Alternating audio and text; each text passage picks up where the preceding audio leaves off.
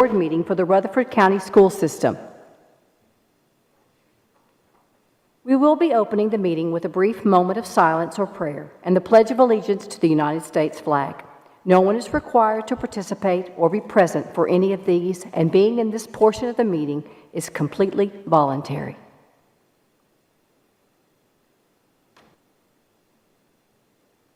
Ms. Sharp. Thank you, Madam Chair. Heavenly Father, we thank you today for this beautiful weather. Sustain and make whole those who were touched by last week's storms. As we enter TCAP testing time, give our teachers supernatural energy and strength. Protect our testing systems and let them perform perfectly like never before. We ask for people to remember the Nixon family and the Blackman and their loss of their father, who was the first principal at Blackman High School. We ask for you to bless and protect student services and the central offices. And last but surely not least, please be with Dr. Sullivan and his family tomorrow as he has a procedure in the hospital. We ask for quick recovery with no complications, and so he can come back and be with the rest of us. We thank you for all these things. In Jesus' name, amen. Amen.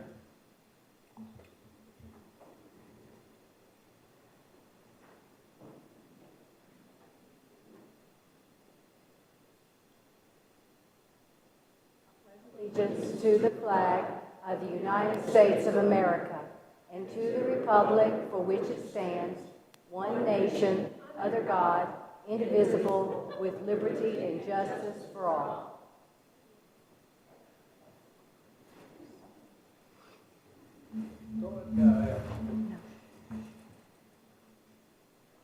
First up, we have the approval of the agenda. Any comments or questions? I'll entertain a motion. Move to approve. Second. Thank you, Ms. Rosales. All in favor say aye. Aye. Aye. Any opposed? Motion passes. Next, we have the approval of the consent agenda. Any comments or questions? I'll entertain a motion. Move to approve. Second. Thank you, Ms. Sharp. All in favor say aye. Aye. Aye. All opposed? Motion passes.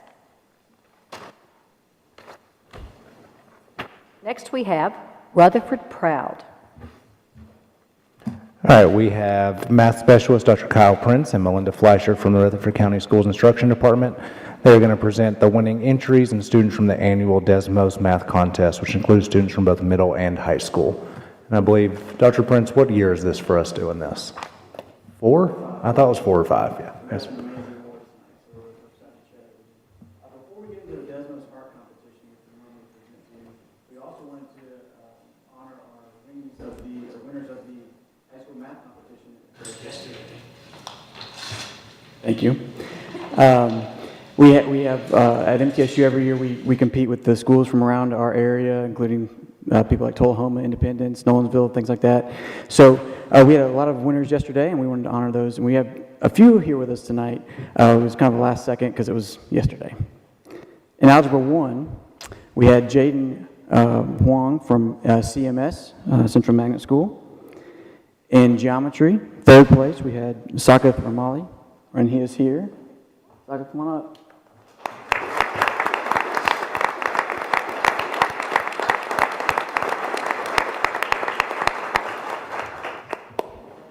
In Algebra 2, Jason Lynn from Central Magnet School. In Pre-Calculus, in first place, John Gamble from Central Magnet School.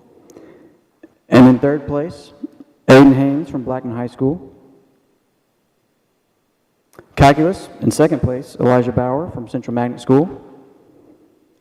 And in statistics, we took the whole show there. First place, Jacob Anderson from Central Magnet School. Second place, Benjamin Shu from Central Magnet School. And Lucas Beblin from Riverdale High School.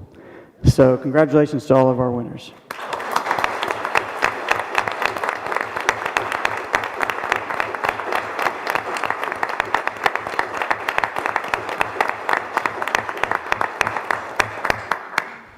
And before you keep going, I became a math teacher because of that same competition that they used to have at MTSU. So it's a great competition. Yes, it is.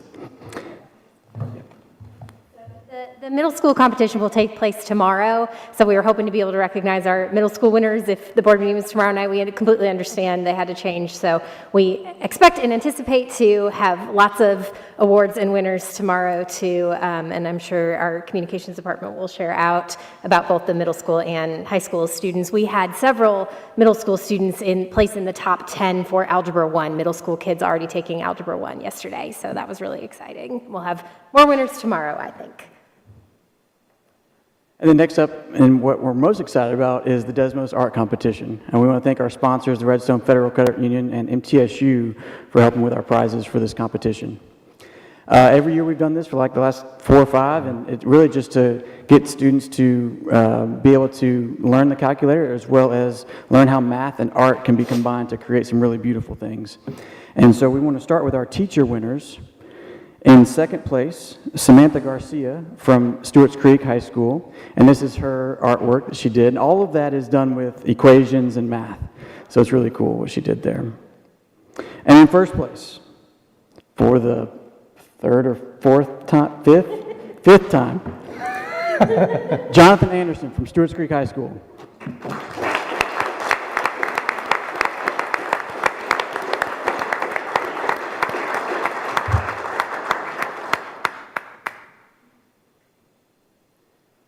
And for our student projects, in the honorable mention, we have Vicki Yang Madison Sample from Central Magnet School.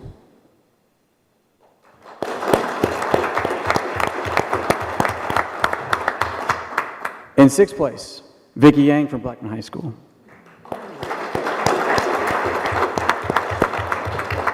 Every one of those dots is a circle. The equation of a circle is used to create each one of those. Pretty cool. In fifth place, Heidi McDaniel from Central Magnet School.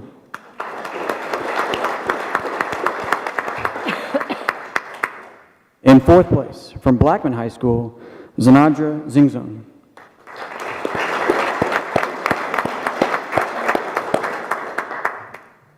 And in third place, and this one was our winner for the last couple of years, Colin Sutherland from Stewart's Creek High School was third place.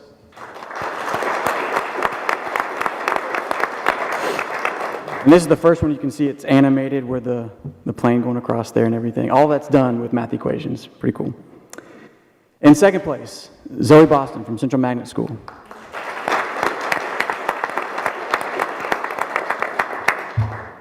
And in first place, please give it up for Marshall Thompson from Riverdale High School.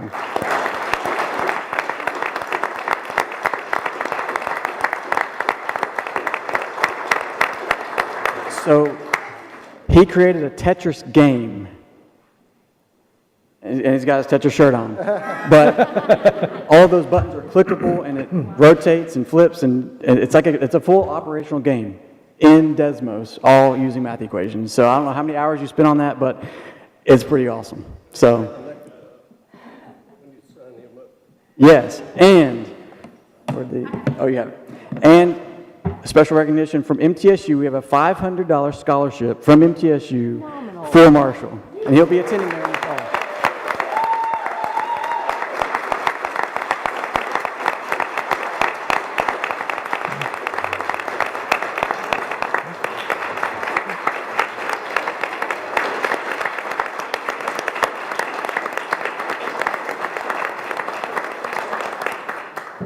Thank you.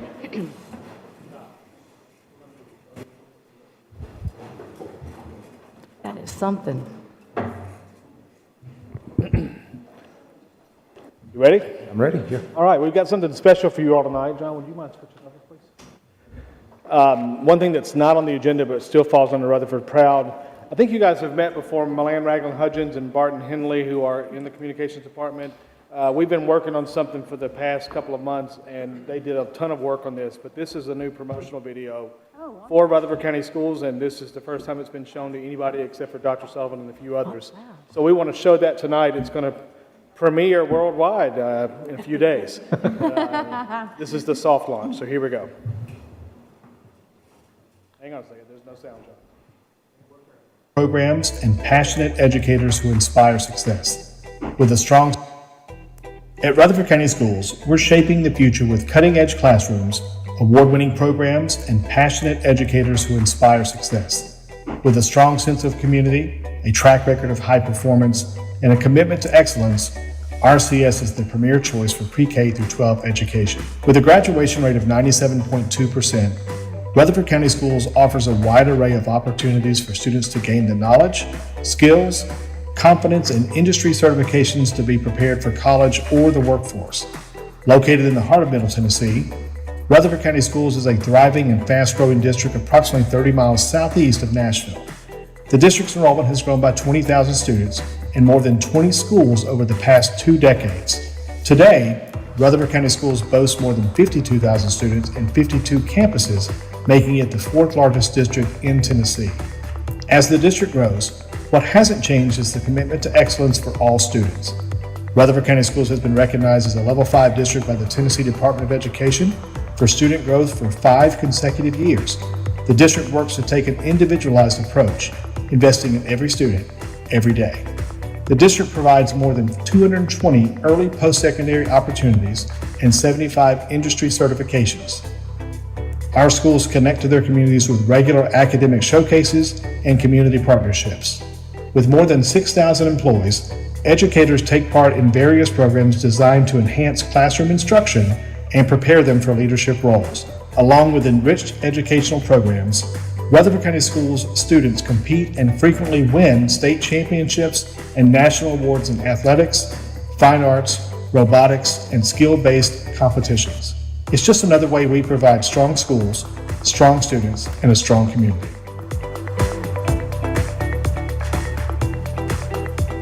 All right, if you have any criticisms,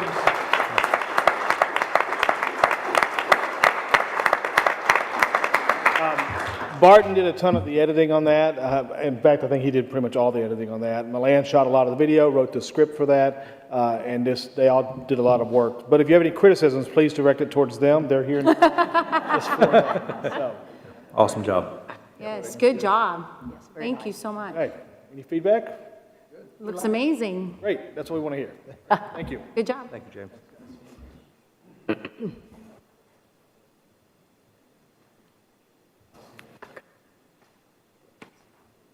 Next, we have public comment.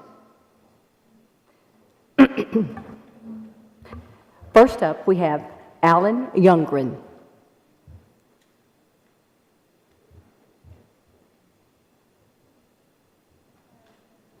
Yes, there are 10.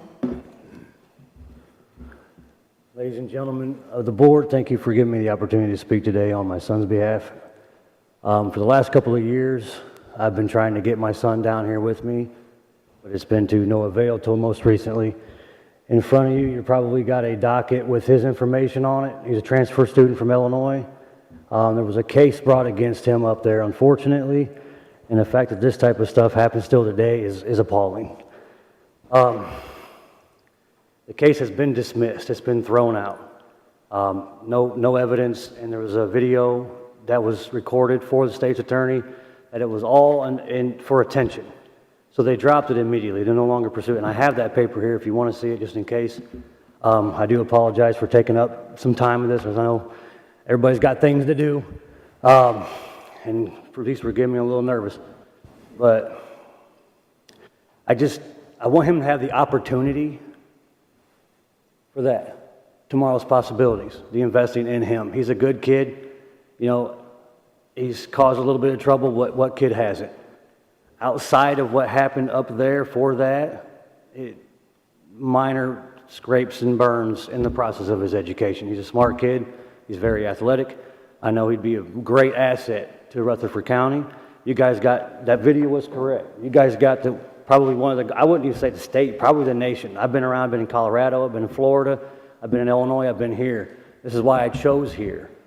You know, the Constitution, the people, God, the whole nine, that's why I chose here. This is why I wanted to bring my son down here, and I finally got the opportunity to do so.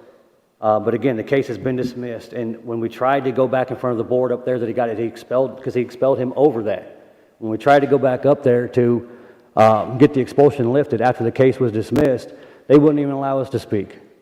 They didn't give us any opportunity to say anything. It was closed doors. We weren't allowed to say anything, and they just denied it across the board again. So for me, like, it's, why punish him for something that he didn't do? And, well, I mean, that's pretty much the case. Pretty much what I'm trying to do is plead to the board to give him a shot. Just, invest in him, at least a little bit. Give him a chance to prove himself. Don't let what you see on that paperwork, decide 100%. Like, give him an opportunity. My name is Alan. I forgot that part. To introduce myself, my son's name is Jackson. If that helps as far as what case you're going to be looking at moving forward.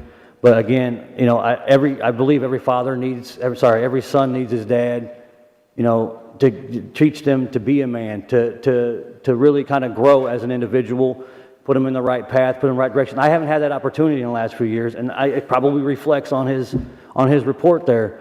But that's not him. That's just a lost kid. So, thank you. Thank you. Next, we have Melissa Ekman. Okay. Next, we have Hannah Faulkner.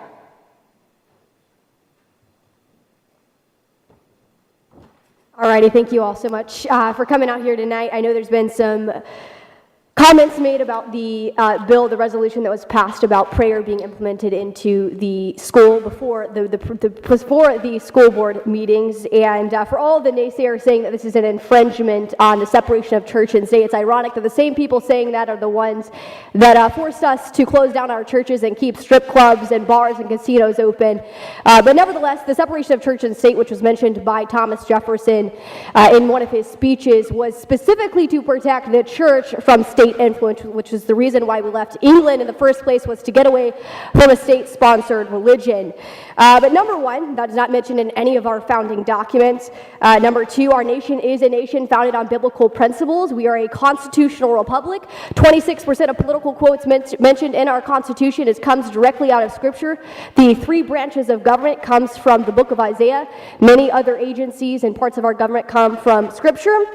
The most quoted book from our founding fathers was the Bible by 34%. I can assure you all that if our founding fathers were not religious, were not faith-filled men, they definitely would not make the Bible one of their most quoted books. John Adams said, "Our Constitution was created for a moral and religious people. It is wholly inadequate for the government of any other." And the reason why I think the Democratic Party and the left and many of those here in Rutherford County that are so up in arms about prayer being implemented before school board meetings is because our Constitution, our nation, was not created for immoral people. This nation is not a Muslim nation. This nation is not a Hindu nation. This is a Christian nation founded upon biblical principles. And if you don't want Christian prayer being prayed before a school board meeting, well, then you can move to Iran, you can move to another country. It is very simple. We will not back down. And another thing that I hear mentioned is that if we are banning pornographic and explicit books from the libraries, then we should ban the Bible. The clear difference between the pornographic books is that they are endorsing pornographic behavior. The Bible does not condone sex outside of marriage. The Bible does not condone incest. Actually, it is condemned. And it is a sign of God's judgment on this nation that we are even having these conversations. And I say that as a 17-year-old here today that is graduating with my bachelor's degree in April. I've done plenty of research on this, and I encourage you all to do the same about this nation's founding. And we are indeed founded upon biblical principles. I hope you guys have a great day. God bless.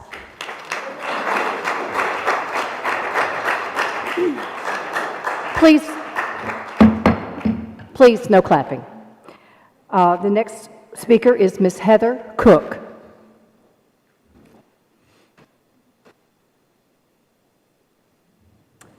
Hello, and thank you once again for allowing me to speak. I would like to thank you all for voting to reinstate the practice of beginning these meetings with prayer and the other steps that you're taking to stand for the truth on behalf of the children. As you all know, I am a firm believer in and an advocate for prayer, the Word of God, and Jesus my Lord. I want to maximize every opportunity that I'm given to invite everyone I possibly can to know Him and to continue to spread the good news to everyone that you know. As I said before, I want to express my sincere gratitude for your decision to bring prayer back to these meetings. Prayer is simply inviting the Creator of all things into whatever situation we encounter or decision we need wisdom or guidance in making, and who better can we seek wisdom and guidance than the Creator of the universe? The Lord tells us in 2 Chronicles 7:14 that if we who are called by His name will humble ourselves and pray and turn from our wicked ways, He will hear from heaven, forgive our sins, and heal our land. If you turn on the news for just a second, you recognize that our land, our nation, and our world is in desperate need of healing. The nation has been a blessed nation because it was founded on our founding fathers' belief in the sovereignty of God our Creator and the Christian principles taught in the Bible. I know some may say, what about the separation of church and state?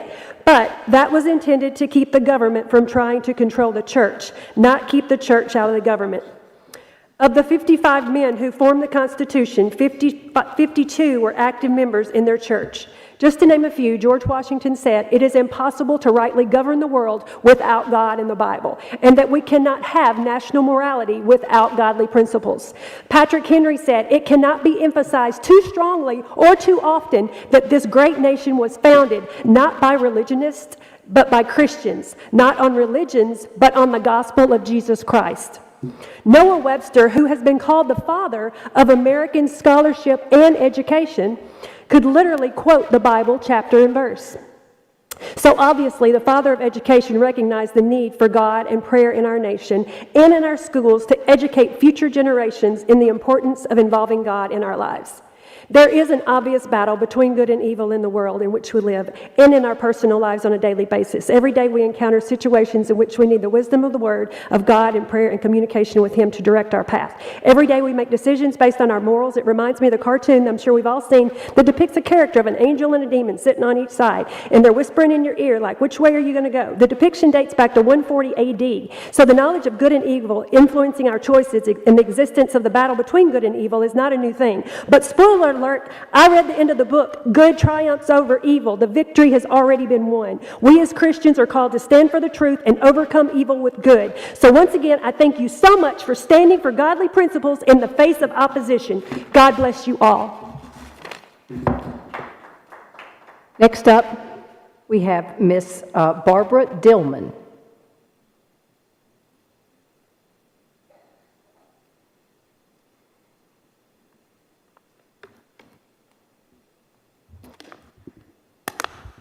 Good evening. In the past, I have come to pray for you. However, tonight I'm coming to speak to you. While I continue to pray for you both individually and collectively, I wanted to come to thank you for your recent decision to begin these meetings with prayer.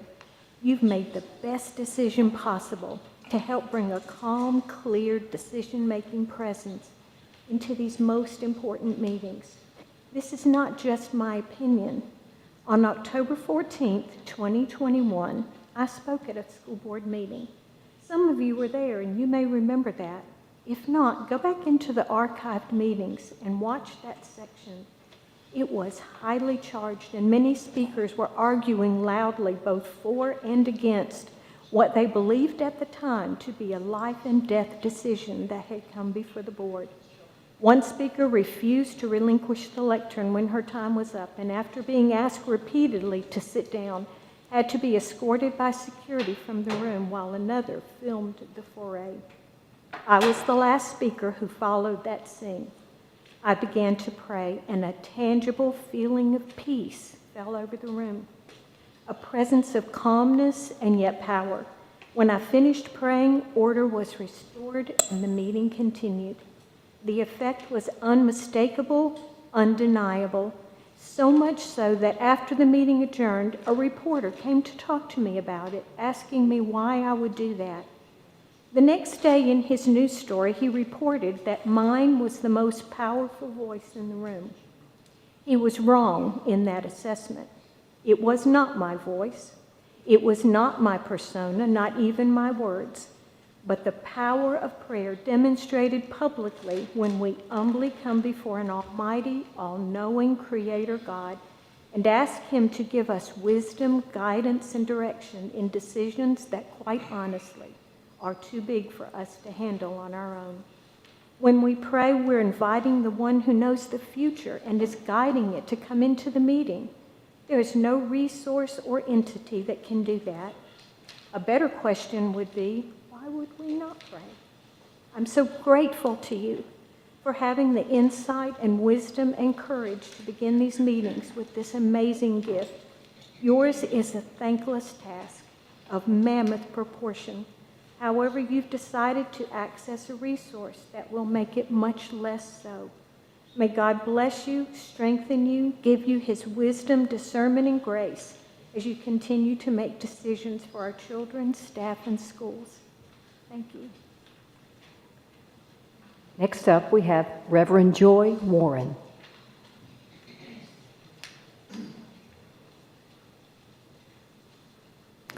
Good evening. I'm here on behalf of our local chapter of Public School Strong. We're a national network of ordinary people working for honest, equitable, safe, and fully funded public education so that every child can thrive in high-quality public schools in their communities. This legislative session, we've been following many bills that would impact public education, and we're very concerned about House Bill 793 and Senate Bill 836.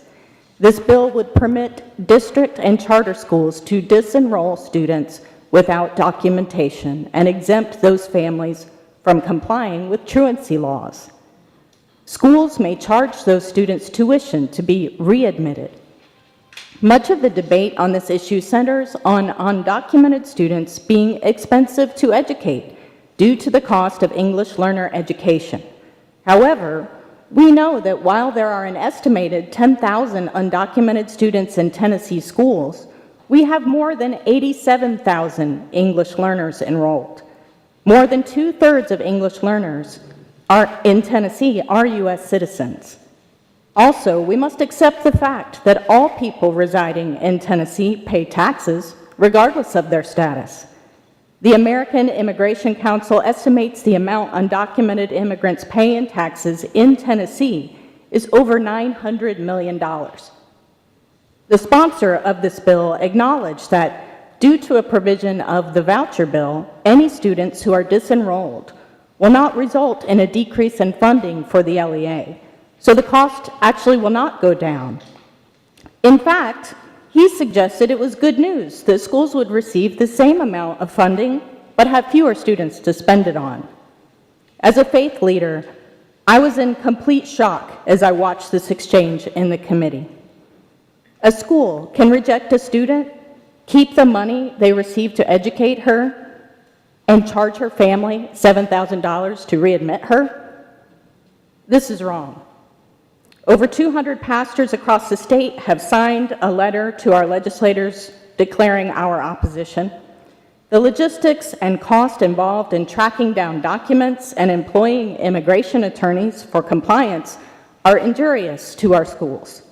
We hope you will join Murfreesboro City Schools and adopt a resolution or otherwise proclaim you will not eject students from our schools or charge them tuition if this bill becomes law. Thank you.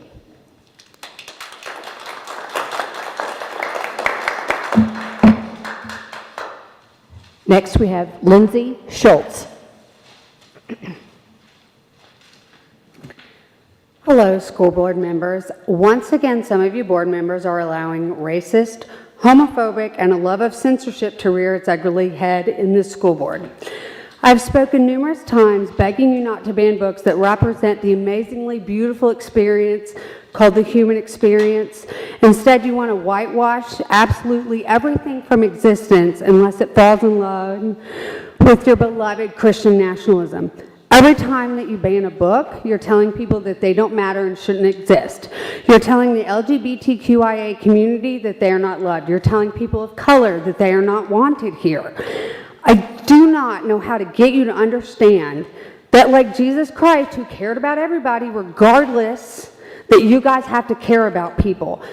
I don't know what to do to get you to understand that you should care about everybody, even those who are different from you. Trying to learn and understand the world around you and appreciate its diversity and beauty should not be this hard. And since some of you guys like to throw the Bible at us and judge us and condemn us and banish us and overall show hatred towards us, let me offer these thoughts. My command is this: love each other as I have loved you, John 15:12. Banning books about divergent cultures and trying to remove them from society shows hate, not love. What would Jesus think about your behavior? Love does no harm to a neighbor. Therefore, love is the fulfillment of law. If you are following Christ's law, why don't you try and love your neighbor instead of banning books that might help you know and accept them? So it seems to me that you're breaking Jesus' commandment by showing your hate and being unkind to your neighbor. Also, God gave you free will. Why don't you use it? Stop removing books and just be an adult and don't read the book. Parent your child. Monitor what they are reading. If you don't want them to read, have a discussion with them and parent them and say no. I say no to my kid all the time and she's fine. You don't get to tell me how I raise my kid. I don't get to tell you how to raise your children. We should be allowed to access whatever books we want to read from whatever place that we can without religious zealotry interfering. So just to be clear, because I'm pretty sure you guys are going to ban all the books anyway, you guys are a great disappointment to us in Rutherford County. I'm not even really sure why we're all here, because this is supposed to be a democratic republic in which citizens should be allowed to weigh in and make a difference, when this is actually a dictatorship of you guys. So when we get sued for violating civil rights, I'd like to know who's going to pay that, because I don't have the money. And also, I know that we still have a school who has a mold problem and a heating and air conditioning problem. So I would like to know why we're banning books instead of fixing school systems. No clapping, please. Next, we have Judy Whitehall.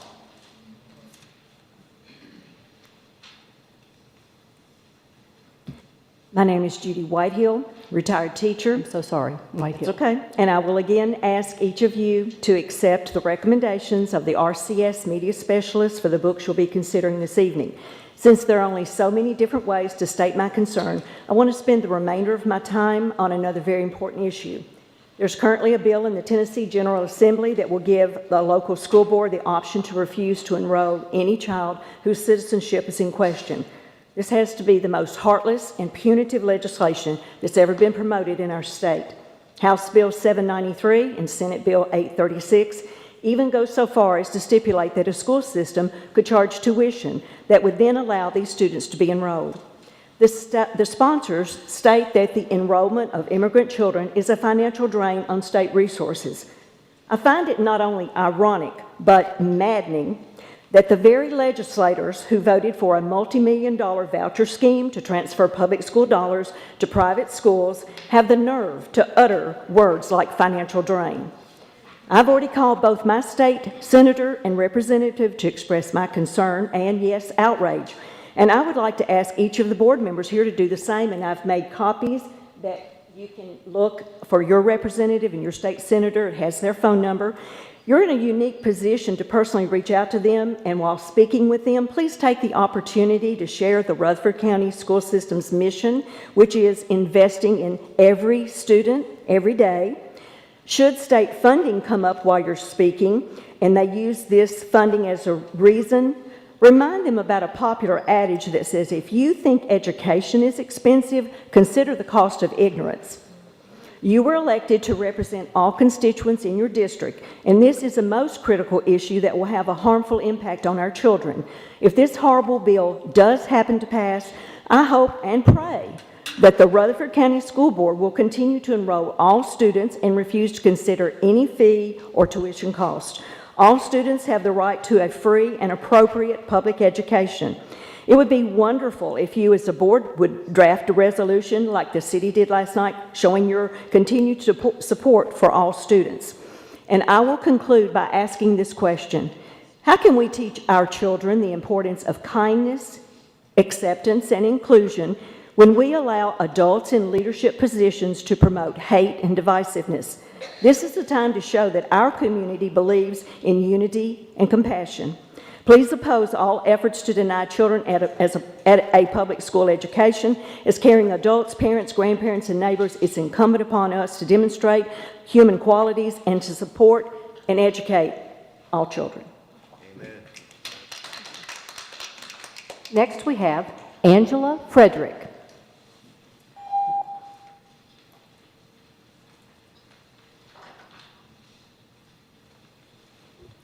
Good evening, school board members.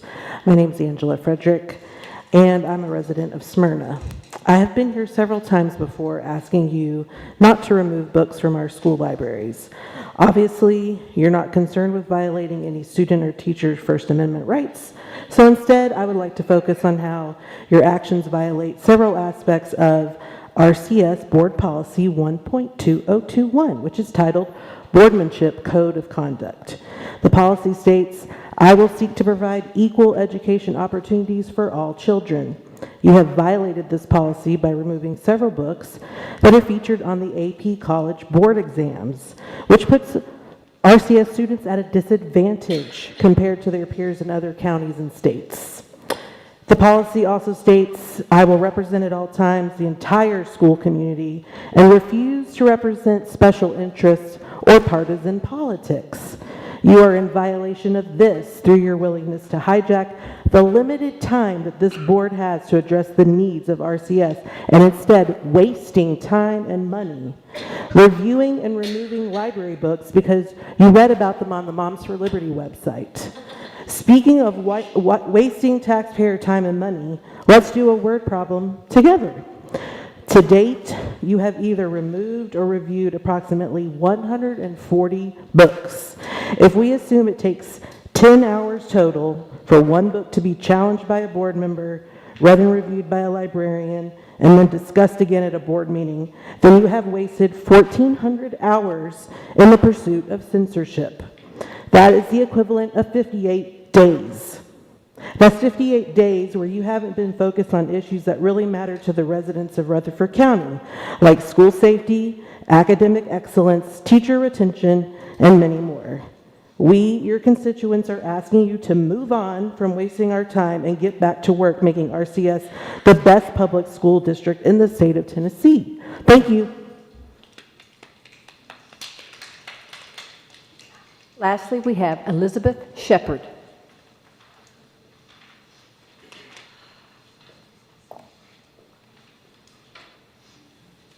Thank you for the opportunity to speak to you all again tonight. I'm here as a Blackman High School parent and also a school librarian.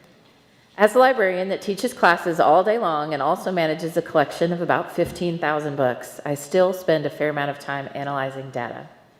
Any educator can tell you that data is essential when charting a plan forward and invaluable when assessing past behavior.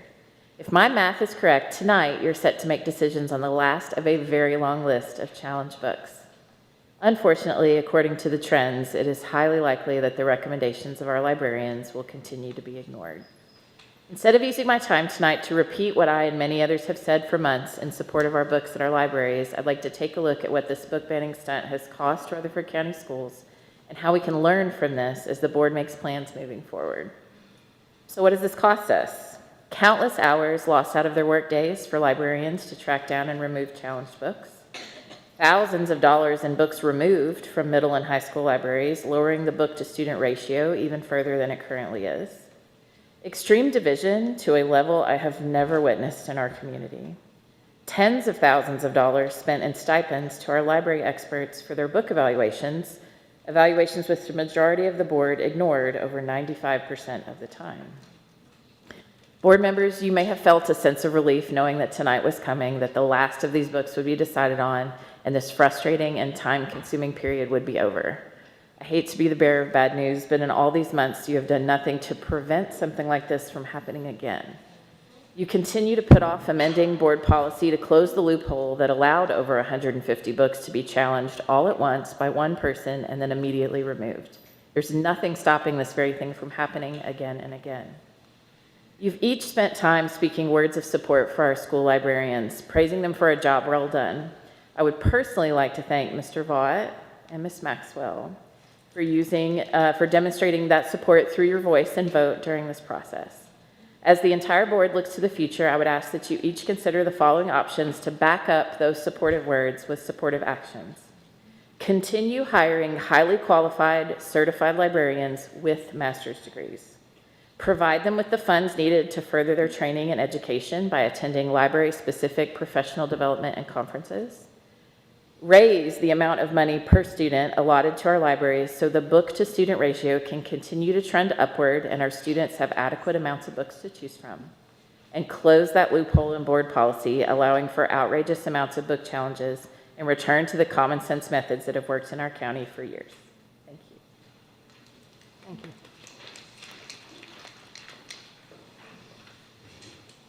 Next up, we have legal. And so we will start with transfer student under discipline number 1, and it's labeled number 1 in the files. The board has been requested to admit a transfer student from another school system under discipline. The student was expelled for making a mass threat. According to policy 6.318, the board may deny admissions of any student except those in state custody when a student transfers from another school system while under suspension or expulsion. Director of Schools' recommendation is to deny. Second. Thank you, Mr. Tidwell. All in favor say aye. Aye. Any opposed? Motion passes. Number 2. The board's been requested to admit a transfer student from another school system under discipline. The student was expelled for a Title IX finding. According to policy 6.318, the board may deny admissions of any student except those in state custody when a student transfers from another school system under suspension or expulsion. Director of Schools' recommendation is to deny. Madam Chair. Yes, Ms. Darby. Monica, I don't know if this is a question for you or who, but is it possible to delay this and ask Ms. Ridley to look into what the gentleman spoke about with the expulsion being tossed, the reason for the expulsion being tossed? Any options are open, so. It's my understanding the expulsion was not tossed, the criminal investigation was dismissed. What would you like to do, Ms. Darby? Well, I think Mr. Vaughn put a motion on the floor before Yes, he did. before we called for comment, so. Did anybody second it? Was Mr. Vaughn seconded? Second. Okay. Okay. Any more comments? Yes, Mr. Tidwell. Yeah, I would like to see if there would be a reconsideration. So, I mean, it sounds like we have some new evidence here. I know we can't talk a lot about this stuff publicly, so just to postpone to the next meeting if you guys are open to that.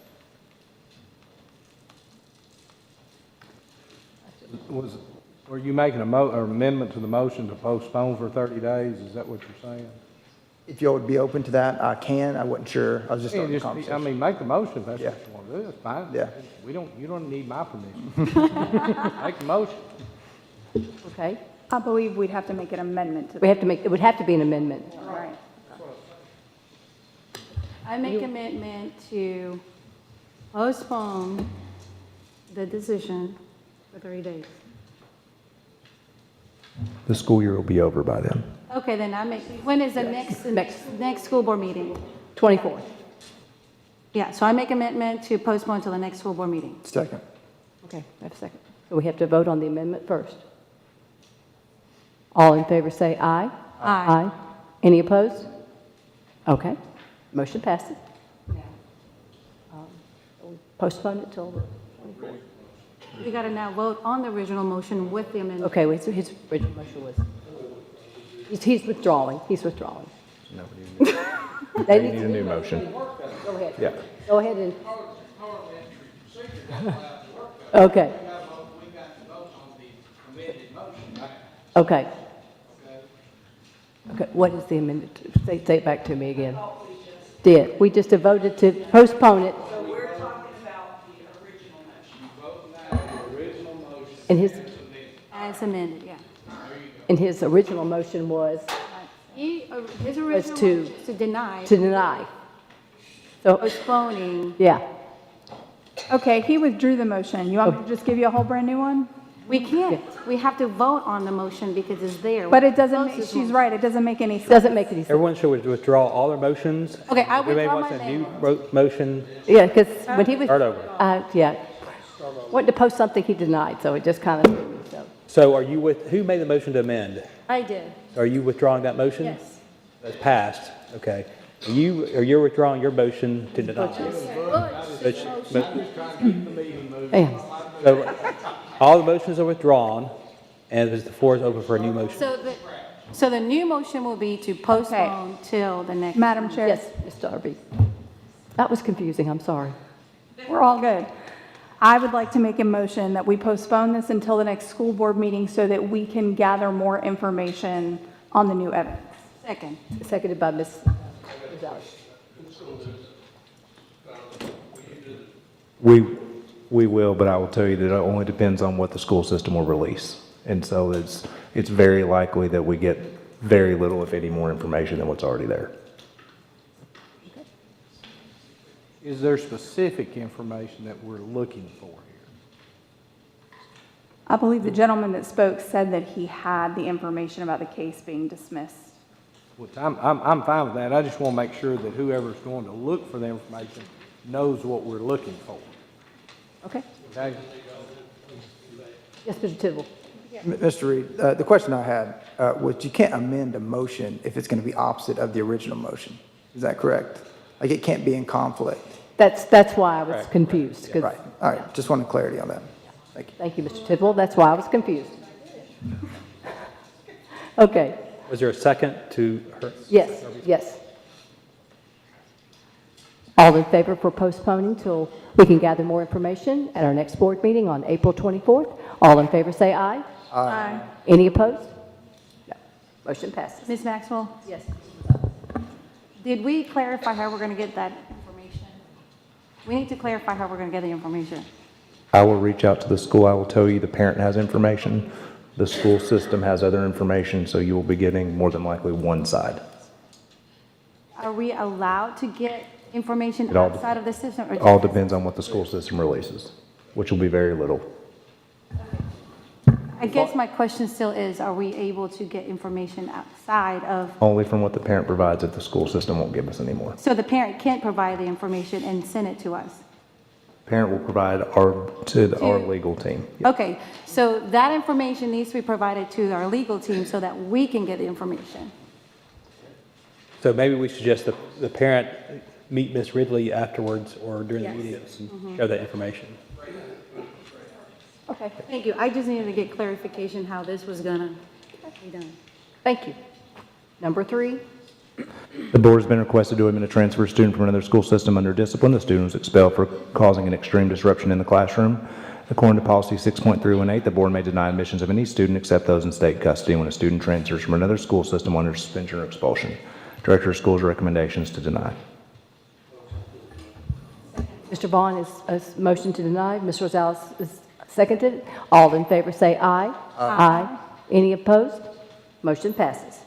Madam Chair, Yes. is Mr. Vaughn's mic on? I don't think it is. Thank you. Thank you. They couldn't. Okay, number 4, please. The board's been requested to admit a transfer student from another school system under discipline. The student was expelled for possession of THC. According to policy 6.318, the board may deny admissions of any student except those in state custody when a student transfers from another school system under suspension or expulsion. Director of Schools' recommendation is to deny. Can you speak up just a little bit, Mr. Vaughn? Motion to deny. Thank you, sir. Second. Thank you, Mr. Tidwell. All in favor say aye. Aye. Any opposed? Motion passes. Number 5.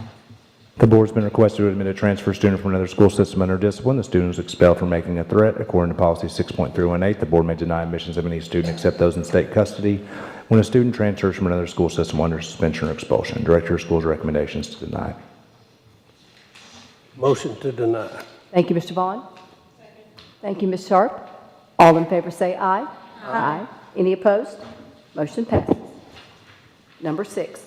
Number 6 is different. This is a disciplinary hearing appeal, number 250301. The board's been requested to review a decision of the Disciplinary Hearing Authority, DHA, to uphold the remandment of a student from Simon Springs Community School.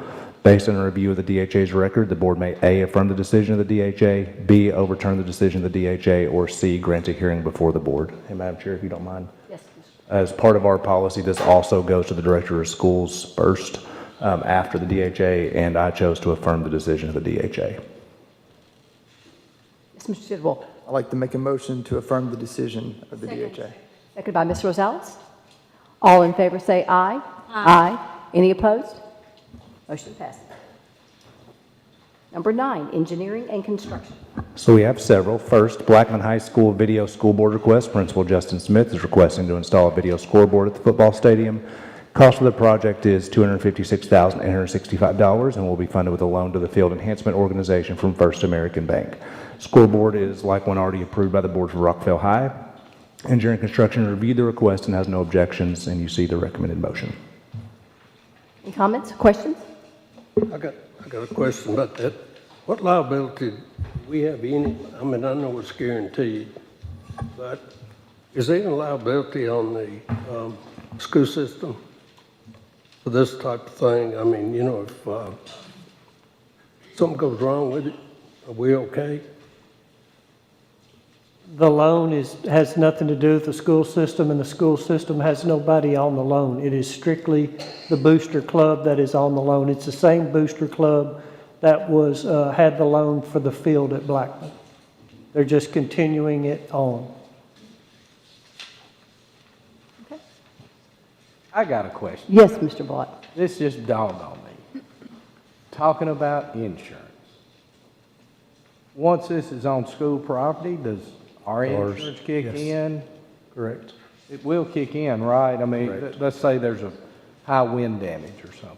Any Improvement or facility that's built on school property, once it's completed, it becomes school and county owned, and it does fall under our insurance after that. Just want to make sure everybody understands. Periodically, I meet OJI, and we get together and compare notes. Ed and I have had some of these conversations, the reason I'm asking. So anyway, want everybody aware. The upkeep of it's on them, right? If it gives out of gas in 5 years, they replace it, not us. Yes, sir. Okay. Okay. All in favor say aye. Aye. Any opposed? Motion passes. Number 2.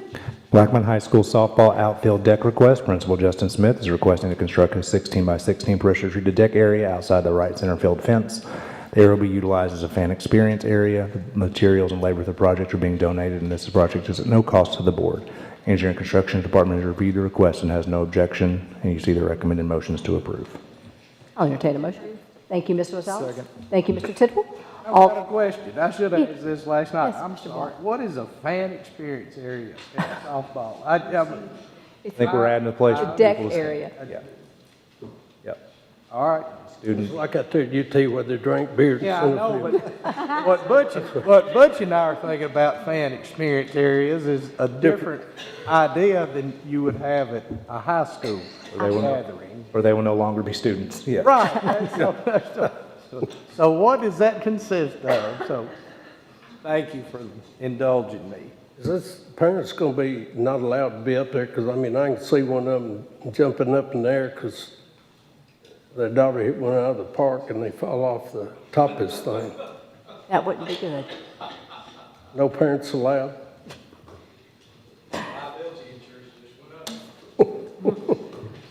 All in favor say aye. Aye. Any opposed? Motion passes. Number 3. Smyrna High School baseball stadium naming request. Principal Dr. Sherry Sutherland is requesting to name the baseball stadium in honor of Sonny Gray. Sonny had a decorated career at Smyrna High and Vanderbilt University. Is currently pitching for the St. Louis Cardinals, following an extensive career in Major League Baseball. Engineering Construction has reviewed the request and has no objection, and recommended motions to approve.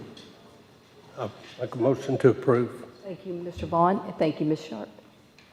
That's a great honor and a great young Yes, man. it is. Y'all keep it a secret. Surprise. All in favor say aye. Aye. Any opposed? Motion passes. Number 4. Poplar Hill Road and sewer easements. The new Poplar Hill school site requires some widening to Blackman Road to safely access the schools. The Rutherford County Highway Department has kindly agreed to complete the portion of the road widening work beyond where the school contractor's responsibility stops, and to also fund the cost of the construction. School system needs to acquire the right-of-way easements along Blackman Road to enable the County Highway Department to begin. In addition, sewer easements are needed across some properties to tie into sewers to serve the school sites. Recommended motions authorize Board Attorney Jeff Reed to negotiate with the affected landowners and to obtain the right-of-way and sewer easements needed for Poplar Hill, including using eminent domain if necessary. Any comments or questions? Move to approve. Thank you, Ms. Rosales. Thank you, Mr. Vaughn. All in favor say aye. I'm sorry. I'm going to do it again, too. Okay. And I'm going to address this to you, if that's okay. How do we alleviate this going forward? How was this missed in the original purchase of this property? Did we not know? Can I address that? During site plan? It was not. It was a requirement from negotiations between the city and the county. That's what I'm And then the school system oftentimes gets stuck now having to fund the roads. And how can we alleviate that moving forward? Do we need to? We don't build the roads. Agreements prior to? You know how I feel about all this. Mr. Vaughn? I'm just trying to figure out how we get all. We did have an agreement, and the city elected to change that agreement after the fact. Yes, sir. That was very kind of them. And I'm not throwing the city under the bus, and I'm not, No, and it has all been negotiated since then afterwards, and this was all an it was agreement done by after the fact. county government. Well, that's what I'm getting at. So the taxpayers of Rutherford County are subject to a renegotiation by the city officials. It sounds like after there was already a deal. Now, this Correct. was prior to me getting here. Correct. I'm ignorant to the fact, I'm sorry, but these are the mistakes that used to drive us crazy on the county commission. I'm just going to state it publicly, and we voted to start the purchase process of new school down in the north end. I would hate for this to happen again, so anything we can do to alleviate prior to what agreements we need to execute before we do purchase land. I guess I'm looking for Jeff and you to look at all that for us, right? We always knew there were going to be road improvements required on Blackman Right. Road. There was nothing missed. There was no mistakes made. It was not- It this was is not always on going us. to be some improvements required along Blackman Road. There was always going to be a sewer line extended to the school site. Right. This is just a mechanism to get the easements in place to extend the sewer to the site. Okay. Because we knew from the beginning the sewer would have to be extended across some other properties to the site. Right. So that was not a mystery. It was nothing missed, no mistakes. It was just normal part of development because sewer was not on this property. Sure. So to get the easements, we have to cross some people's property to get the sewer easement in place. And for the road widening that has to occur on Blackman Road, there's some additional property along the width of the road we have to require to widen the road. So I don't think there was really nothing missed or mistaken. I don't know. Was that it built is into anything the unusual was it about built development. into the budget? Pardon? Was it built into the budget? Do we have funds available for these costs? That's in the what I'm budget? getting at. So there was estimated cost related to this. Yes. Now, the road widening, the county highway department has kindly agreed to pick up the cost of the road widening. Which they've always been real good to do yes, that. beyond what is in the school contract itself. Okay, all right. I just don't want, these are the mistakes that just drive anybody crazy. I don't think it's a mistake. Yeah, yeah. So I do think, I've been dealing with the city on this. I don't know the city's been bad to deal with in regards to this. I think they've been cooperative and helpful about getting the road improvement situation worked out with us out there and to get sewer extended. So I can't say the city's been bad to work with. So but I guess my real question is, this was budgeted or this was not budgeted? This is budgeted. This Okay. is all stuff we knew was coming to serve this school site. That's what I want to make sure of, that we've got a full cost on anything we do. Thank you. Ms. Maxwell? Yes, Ms. Rosales. So I just want to point out to Stan, because he wasn't here, but before we went into an agreement with this situation, we listed out all of the inspections that we were going to do and name all of them, which included a traffic study. And it also talked about the sewer aspect of it. So I think there were about 11 inspections that we had to do, and that the board ensured that we were going to be doing all those inspections, and then make a decision after all the inspections were done during the due diligence process. Thank you, Ms. Rosales. Any other questions? Okay, we have a motion on the floor. All in favor say aye. Aye. Any opposed? Motion passes. Number 10, instruction. The Rutherford County Schools academic calendar for 25-26. Calendar committee met and made revisions on March 21st, and this is due to the primary election date that was made for May 5th, 2026. And so we need to change one of our dates. You will see the date that is changed is a teacher admin day, and May 5th are basically switched. And so recommended motion is to approve the 25-26 academic calendar as presented. Motion to approve. Thank you, Mr. Vaughn. Second. Thank you, Mr. Tidwell. All in favor say aye. Aye. Any opposed? Motion passes. Next, we have number 2. Number 2, the state moved from a 6-year to an 8-year textbook adoption process to balance the RCS Run Schools budget in GP 141 last year. RCS cut the textbook line item and communicated intention to use fund balance for the upcoming purchase of science books. The cost textbooks for elementary is $3,181,095, for middle school $748,555, and high school $2,724,764. And again, this is for 8 years. Recommended motion is to approve the purchase of science textbooks in the amount of $6,654,414 utilizing fund balance. Any comments or questions? I'll entertain a motion. Thank you, Mr. Darby. Thank you, Mr. Vaughn. All in favor say aye. Aye. Any opposed? Motion passes. Number 2 is safety.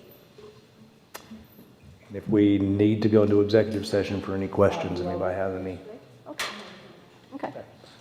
So we recommend motions to approve the purchase of metal detectors for Rutherford County Schools. Motion to approve. Thank you, Mr. Vaughn. Go ahead. What? Correct. Yes. That is correct. Correct. Okay. I'd like to make a motion that we go with the communication technologies. Second. Okay, thank you. Any other comments or questions? All in favor say aye. Aye. Any opposed? Motion passes. Thank you all very much. Next, we have financial matters under 12. So these are going to seem, for the audience, this is going to seem very duplicative because it's basically going back and doing exactly what we just did, but now we're asking to move the money for what was just approved. So number 1 is Fund 141 Fund Balance Amendment. This budget amendment is to reflect the receipt of additional state revenue not included in the original budget. It includes moving Innovative Schools Model Grant funding around to appropriate accounts, add funding for weapon detection systems, funding an additional day added to the calendar for 12-month classified hourly employees, and adding funds to maintenance contracted services for multiple projects that have increased expenditures. This amendment has a net increase of both current year revenue and expenditures of $4 million with no use of fund balance. There are not any recurring costs included in this amendment. And just for the audience and for the board, this is accepting and utilizing the funds that were part of the A through F bonus that we received last month. Motion to approve. Second. Second. And Mr. Tidwell's got a comment? No, I just think this is a great use of that fund. Okay. All in favor say aye. Aye. Any opposed? Motion passes. Number 2. Number 2 is to fund the textbooks. This budget amendment is to reflect the state of Tennessee moving from a 6-year to an 8-year textbook adoption process to balance the RCS Fund 141 general purpose budget. The textbook line item was cut in fiscal year 24-25, and the intention to use Fund 141 unassigned fund balance was communicated previously regarding the purchase of science textbooks.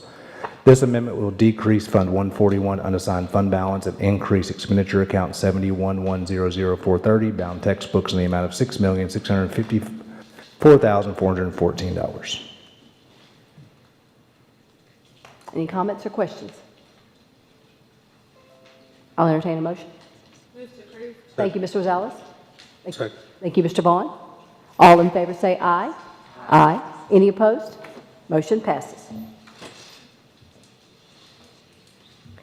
Next, we go to the book review. Before we begin, I would like, if it's all right, for Dr. Chastain, just to kind of review where we are and what we've Okay? No, that sounds wonderful. Yep.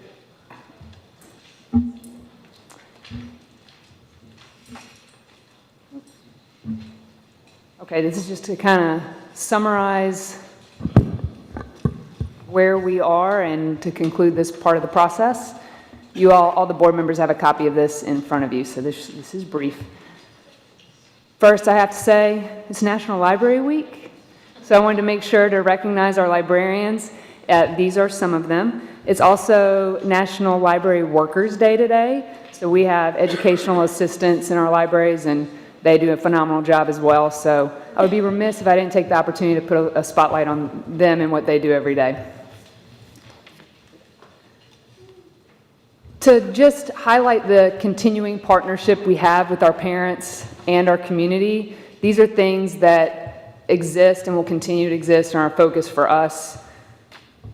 One, we highly, highly encourage parent communication with our librarians. Whenever there is a doubt or something that they have that they would like to communicate, please reach out. Parents always maintain the right to restrict access to specific titles or even genres or topics within the catalog that they would not like their child to have access to. Eligible stakeholders, so that includes teachers, parents, students within a school, maintain the right to file a formal request for reconsideration that's outlined in our policy. So all of these things remain valuable to the entire process. Just as a reminder, these are the 3 distinct aspects of the review that our librarians completed and are important aspects of any review that will be done by the district. It is also important to note that none of the materials that were brought before you were found to be obscene based on the Miller test. So this is kind of where we landed, and this is what I wanted to make sure to communicate with our community, just for clarity. There were 160 titles that were brought before, were given to us for reconsideration. Not all 160 have been recommended formally to the board. So 99 recommendations will be presented by the conclusion of tonight. All 160 titles were reviewed by our committee of 22 librarians. There were 61 titles that were withdrawn from the reconsideration process for various reasons. Those are kind of outlined here. So there were 12 titles that had missing information of some kind in the original list that was submitted. So that could either be a title, an author, a duplicated title of some sort. In any of those cases, we sought clarification before removing those titles from the list. There were also 25 titles that were withdrawn by the original complainant. There were 15 titles that were weeded from our collection for various reasons. Oftentimes, that was a case of there may have been one title in the district and that book may have not been checked out or circulated, or it was a really old title, or it was lost. So there were titles that were simply removed by the librarian or a natural process that was still reviewed, and we've still kept track of those titles, but those weren't presented before you as a formal recommendation because they no longer exist in our collection. And then finally, on the original date of the list that was submitted, there were 9 titles that as of November 14th were not in our district collection. So that gives you the kind of totality of those 61 titles that were not presented before the board. As of yesterday, so there are 15 titles that the board will still make a decision on tonight. There were 2 titles that were voted to retain, 15 were restricted, and 59 were voted for removal. You can see there is a disparity in the recommendations. We agreed on about 14% so far. This was our original commitment, and this remains our commitment, not only to the review process, but just to the work we do for the students. We remain committed to be transparent and honest. There will never be a case where we are trying to hide something or not make sure that our community and our parents are well aware of what is within our collections. We will provide multiple ways to communicate that information and make sure everybody is informed. We will not be perfect every time, but that is certainly that's what we strive to do. Some things that we are working, in many cases, with our board, with librarians, with our community and our school leaders. One is communication. Again, always, parents are encouraged to reach out directly to their school librarians, principals, teachers. We have, based on legal requirements and just in what we would do anyway, the school collections are posted and available to search online for every school and a district as a whole. We have, since this process began, we have worked with our vendors and made sure that we have notifications that can be selected for parents to be notified of any activity by their student. And they can also select individual titles that they would not like their student to have access to. Again, as we kind of mentioned, there are multiple feedback opportunities. That makes us better. We support all of those. We have a yearly collection development process that occurs at each school. That is where this work will continue. We have information about that process on our library services page that anybody can have access to. One thing that is a goal for us as a district is we are below the state library standard for titles per student by a fairly drastic margin. Those standards are set based on just collection size, age of titles, number of titles in various areas. So that is a goal for us to make sure we are up to par for our students to have access to intellectually rigorous materials as well as reading for leisure. So that is a goal for us. The collection review process is cyclical and ongoing. We have prioritized based on the last few months. We have asked our high school librarians. We have prioritized a review at all high school libraries and within those collections. It's collaborative. All the librarians are working together. If I haven't mentioned how great they are, I'm going to do it again. And it is inclusive of all school-level stakeholders. So we're working towards a process that brings in parents, teachers, community members as a way to kind of be more open about how we purchase and review our materials. Those titles are internally tracked to make sure that we are not accidentally or incorrectly purchasing materials that have already been voted on by the board, and to make sure that another school is not purchasing materials that School C found to not be worthy of their collection. So we're tracking all those titles to make sure we can onboard any new librarians and provide information across our district schools.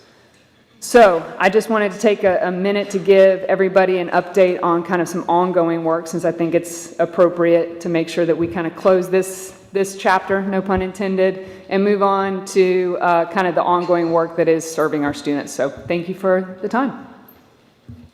Madam Chair. Yes, Ms. Sharp.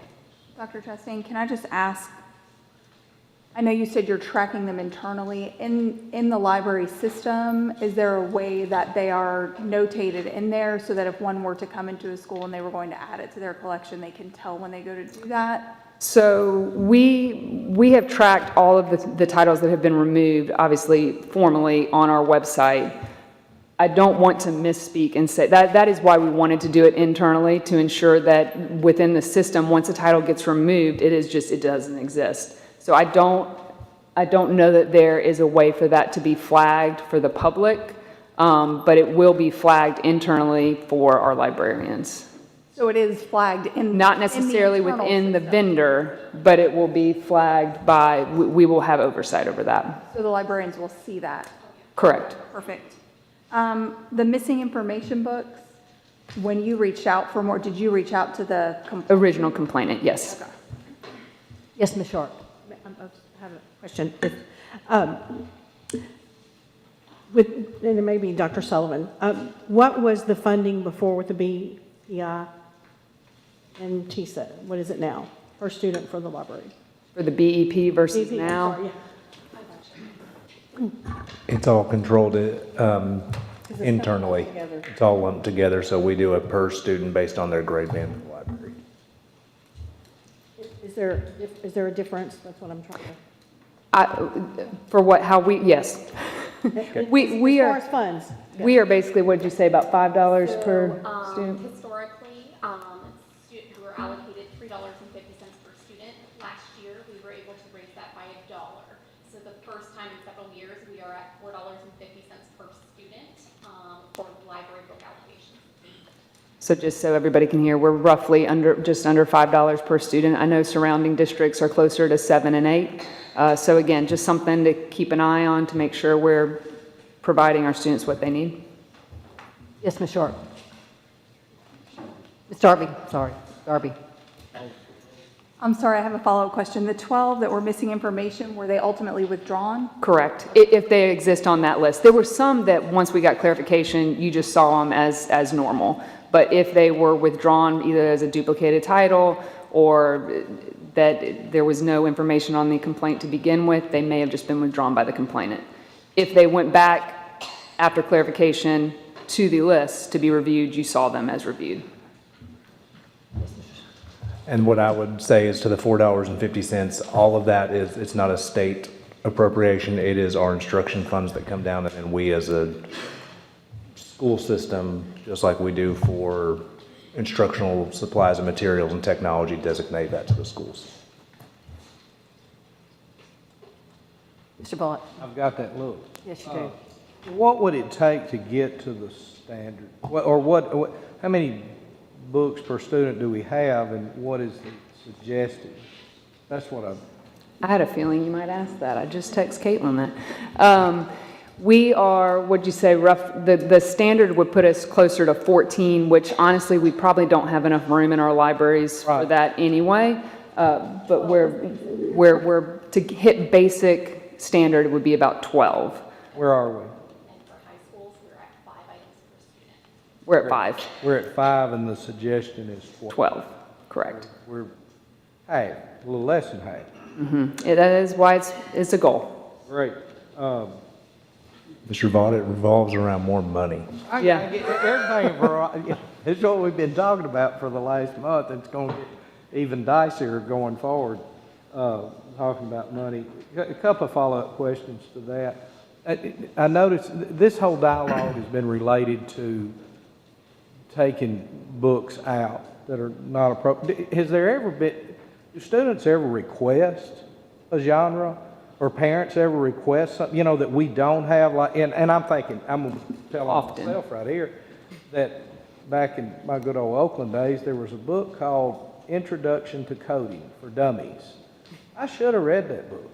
I really should have, right? I would understand computers a lot better now, but that was a request from my good nerd friends at the time, and, they're all computer programmers. So I'm thinking about AI right now. I'm thinking about the change in our demographics, the change in society, the movement toward technology. How do we adopt to that? Do you have students that ask those questions or ask for books like that? That's just a curious question. Absolutely, and that's one of the goals of the collection development process where we're bringing in stakeholders is to make sure we have that go-between between our, CTE teachers that maybe are in IT. Yeah. And to make sure that the library works really hard to support the standards and the curriculum and what the students need to have that next job, basically. Right. Or to be successful in college. So that is the balance in making sure that we are staying current, which is why you see the age of the titles and age of the material as one of the standards, as well as having diverse options for just leisurely reading, because we know that is Entertainment purposes, yeah. well, not just entertainment. We are trying to make really educated students as their graduates, and that is directly tied to the success they have. So it's hand in hand, but yes. Yes. And follow up one more, and this is the damper question, I guess. Has there been any cross-reference to any other districts statewide?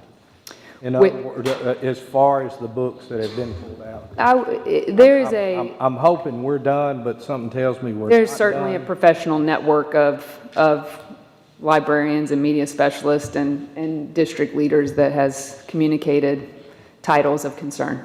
Okay. Hesitant to exchange lists per se, we're just. Okay, I get that, but be aware. Correct, yes. Obviously. Yeah, which is what we're targeting those titles within our high school review, just to make sure that we are doing our due diligence in any title that may be flagged as young adult, things that could rise to a level of concern. We're trying to make sure we're ahead of the curve on the review. Proactive. Correct. We're being proactive as Yes. much as we can be. And that is ongoing and to be done in the high schools by the end of the year. Thank you for your diligence. Yes, Ms. Sharp. Thank you. This will be my last one, hopefully. Dr. Chastain, could you put a wish list together for Amazon and let parents purchase them and send them to the libraries and name their student? Can we not do something like that?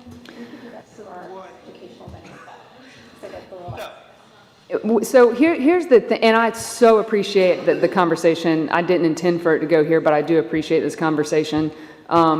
We are, again, our due diligence is trying to be super careful about the books that are being vetted and in our collections. So we can certainly look for titles within our vendor and ask for parents to support those titles, and just to make sure that we're keeping track of the books that are in our collections, for Obviously, sure. you have Absolutely. control of that list, because I don't Absolutely. think anybody would want, I mean, in honor of Easter, I'm going to buy you a book. Absolutely. And we Instead have. of you having an Easter basket with candy in it that you don't need. Yes. Yeah. And we've had a few discussions about, absolutely, we can put wish lists together. We can add whatever our community is interested in that. Yes, Ms. Darby. Does Follett have a way for people to purchase gift certificates or gift cards? Something called Title Wish. And each librarian can produce a wish list according to their own collection development parameters. And stakeholders can go into their Title Wish and purchase for their library. So we can look into that. Perfect.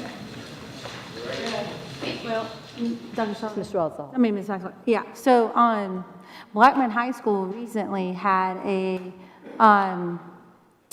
fundraiser of some sort. They were collecting funding to buy different books, and they sent a flyer and sent it to various people because I participated in that.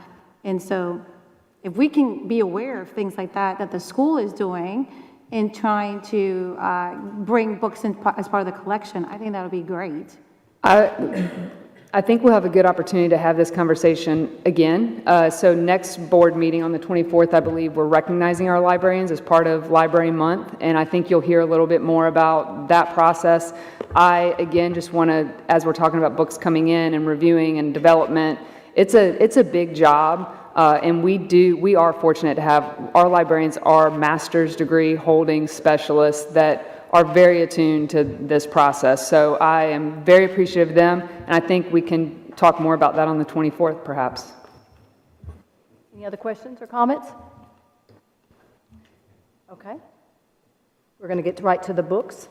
Everyone has a list in front of them of each book, and we will do a roll call vote on majority of these, but I will do a vote of acclamation when the recommendation is to remove by the library committee.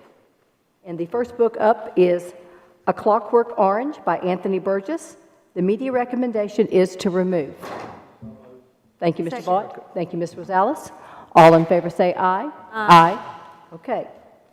Next we have A Love Story starring My Dead Best Friend by Emily Horner. The recommendation is to retain. I'll make a motion to remove on the grounds that this book has sex in it. Alternative. Please stop. No comments.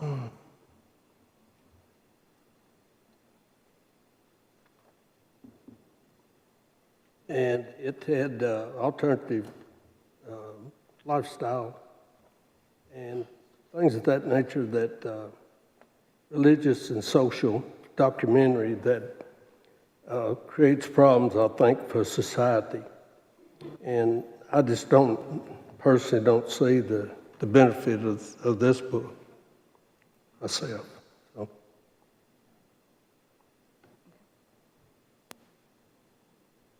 Do I have a second?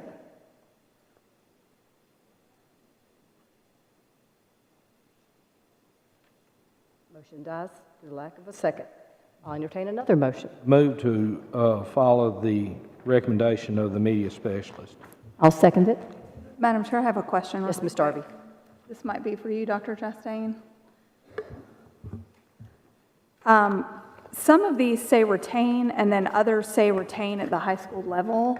However, this one says there's one copy in the high school and the age relevant for high school students. So when it says just retain under that, It would be retain at high school, correct? can we amend the motion to retain in high schools? Sure.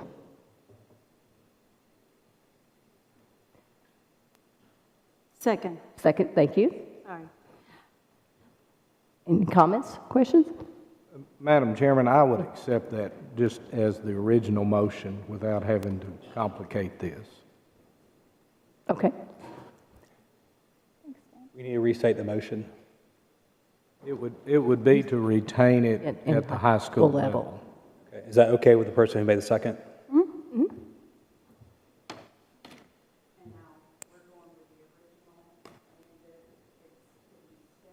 Seconded by Maxwell, right?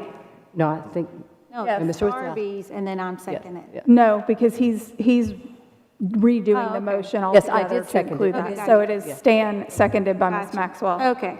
Okay. Yes. All right. Hey, to make this clean, why don't we withdraw the motions and someone make a new motion? Go ahead, Stan. That's agreeable. He just did that. That's what he was I trying to do. did. That's what I was stating. I would gladly accept that as part of the original motion. Okay, so are you making the motion now as amended? Yes, No, it's not as amended. not as amended, it's just, He made a new motion. I'm restating my motion. I move that we follow the librarian's recommendation, the media specialist's recommendation to retain only in the high school level. Because he made the original Are motion. you okay with that second? And I seconded it. We're good. Okay, we'll do a roll call anyway. Okay. Mr. Tidwell? Mrs. Rosales? Yes. Ms. Sharp? Yes. Mr. Vaught? Yes. Mr. Vaughn? Mrs. Darby? Yes. Mrs. Maxwell? Yes. Yes to retain. Next, we have Adjustment Day by Chuck Palahunik. I'm not sure. And the media recommendation is to remove. So moved. Second. Thank you, Ms. Rosales. All in favor say aye. Aye. Any opposed? Motion passes. Next, we have All Boys Aren't Blue by George M. Johnson. Media recommendation is to remove. So moved. Thank you, Ms. Sharp. Second. Thank you, Ms. Darby. All in favor say aye. Aye. Any opposed? Okay. Motion is to remove. Next, we have Bumped by Megan McCafferty. The media recommendation is to retain. So moved. Second. Can you clarify at the high school level, please, for the record? Age relevant for high school students. That's their recommendation, right? Yes. Yeah, she's concurring, that's what it is, yes, No, it is. It's for high school. yes. And I'm seconding it. We can do a roll call. Can I make an amendment to the motion with parental consent? I'll second that. Okay. Yeah, we're going to vote. We have to vote. Oh, I don't want to confuse anybody, but I would gladly accept that amended Yes. version of that. I'll restate the motion, and that would be to follow the media specialist recommendation to retain it only at the high school level with parental consent. Thank you. Does that suit everybody? I'll second. We discussed, Yes. Do you want to stay with your second? Yes. On that? Mhm. Okay. we have discussion on it. Yes, we can have discussion. This book, I mean, it's got sex in it, child prostitution, drug use, alternative lifestyle, and Madam Chair, Yes. I would ask that you please excuse the people that continue to disrupt the meeting. Yes. I seem to, Please do no more chuckling, no more cackling, no more commenting, or I will ask you to leave. show them the door. So, but, that's just, on this book, we need to look at both sides of it. That's what you're voting on, that you're going to put this book back in the library for these kids. And I promise you, these kids read this stuff, and it affects the way they think. And why we put them in there is beyond me, but everybody's got to vote their own opinion, so that's just mine for whatever it's worth. Okay. Any other discussion? The motion is to retain Bumped in the high school level Parental consent. with parental consent. Okay. Ms. Sharp? Yes. Mr. Vaught? Yes. Mrs. Rosales? Yes. Mr. Vaughn? Nope. Mr. Tidwell? Yes. Mrs. Darby? Yes. Mrs. Maxwell? Yes. Yes to retain. Next, we have Daughters Unto Devils by Amy Lukovics. The recommended motion is to retain. So moved Second. for high school. Get it out of the way in the motion. Yes, and Ms. Rosales seconded. Mr. Maxwell? Yes. I'd like to make a amendment that we retain this at the 11th and 12th grade with parental consent. Mr. Vaught? I have no problem with that. If that's the board's wishes. Yeah, You want to amend you your? want me to restate the motion? Restate it. then? Mhm. Retain it at the, follow the media specialist recommendation to retain it at the high school level for 11th and 12th grade only with parental consent. I'm looking for a nod. Yes.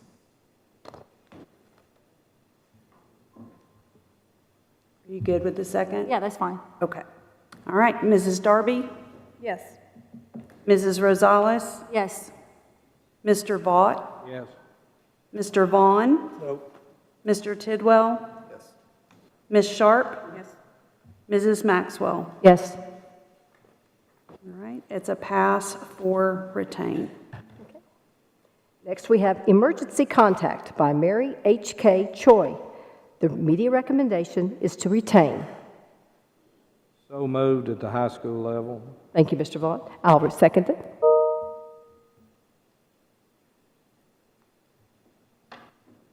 Again, discussion on this, Feel free to discuss. sex, nudity, drugs, and alcohol use. That's one thing kids don't need. You know, it's a problem we're facing in the country. And I don't want our books in the library to be part of it. And again, it talks about racism in this book, and it's definitely something we don't need in this day and time.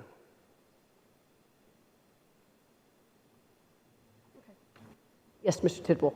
I appreciate Mr. Vaughn's comments. For me, I'll just speak only for myself. For me specifically, hard topics are going to be covered.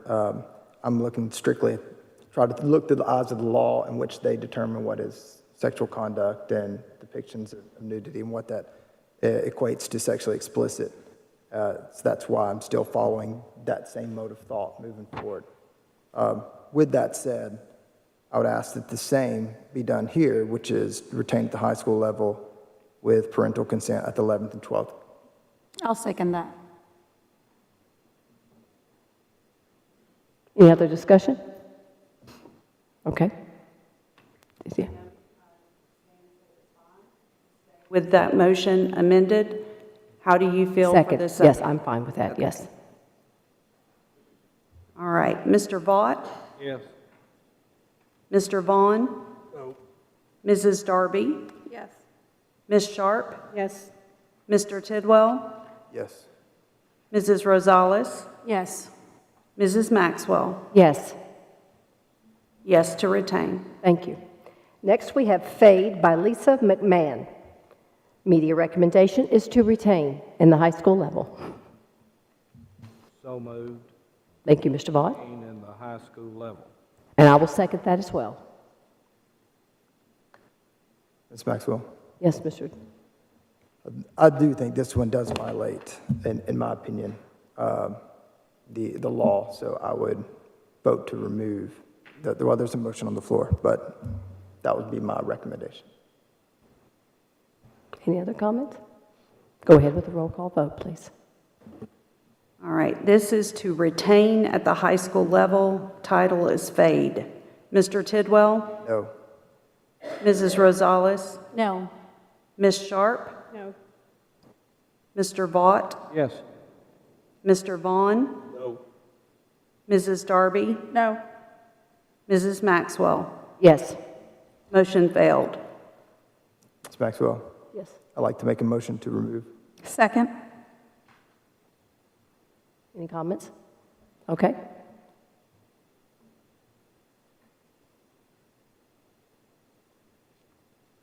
All right. This is a motion to remove the title Fade.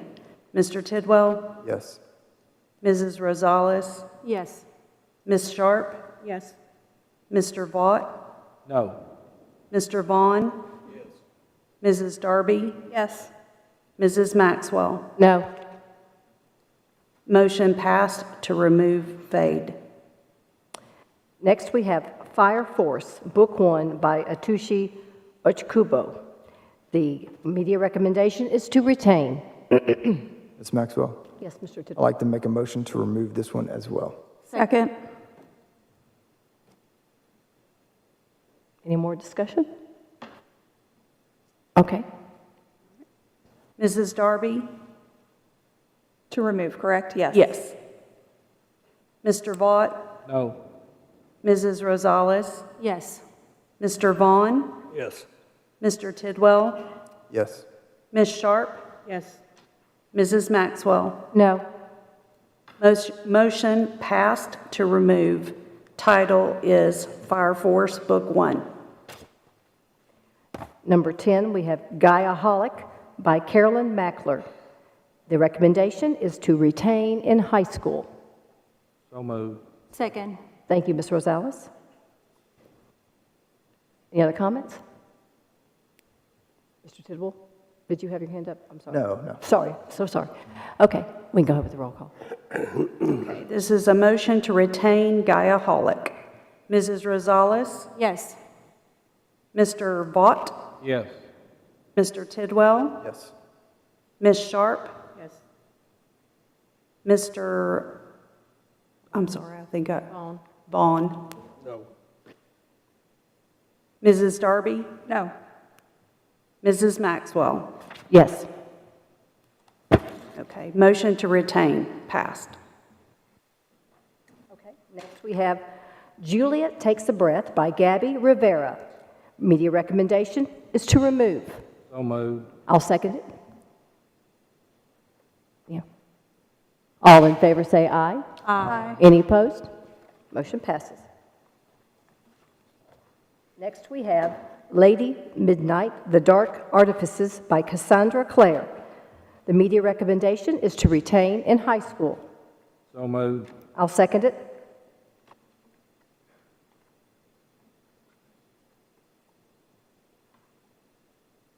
That's it.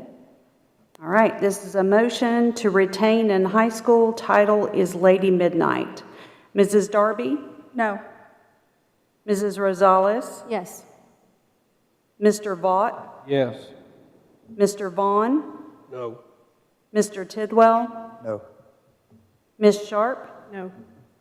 Mrs. Maxwell? Yes. Motion failed. Next we have Lexicon by Max Berry. Media recommendation is to remove. So moved. Second. Thank you. All in favor say aye. Aye. Any opposed? Motion passes.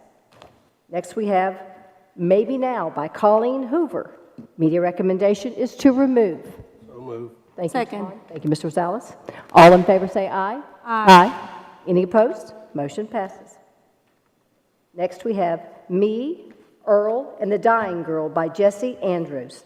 The media recommendation is to retain in the 11th and 12th grades only. Ms. Maxwell, Yes. I'd ask that we'd remove this one as well. Second. Okay, we have a second by Ms. Darby.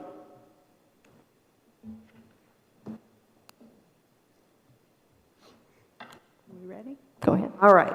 This motion is to remove the title Me, Earl, and the Dying Girl. Mrs. Darby? Yes. Mr. Vaught? No. Mrs. Rosales? Yes. Mr. Vaughn? Yes. Mr. Tidwell? Yes. Ms. Sharp? Yes. Mrs. Maxwell? No. All right. Title Me, Earl, and the Dying Girl is removed. Next we have Plan A by Deb Coletti. Media recommendation is to retain in the 11th and 12th grades. I'll make a motion, we remove. Second.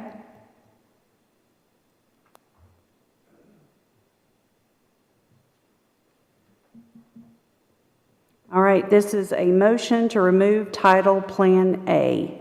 Mrs. Rosales? Yes. Mr. Vaughn?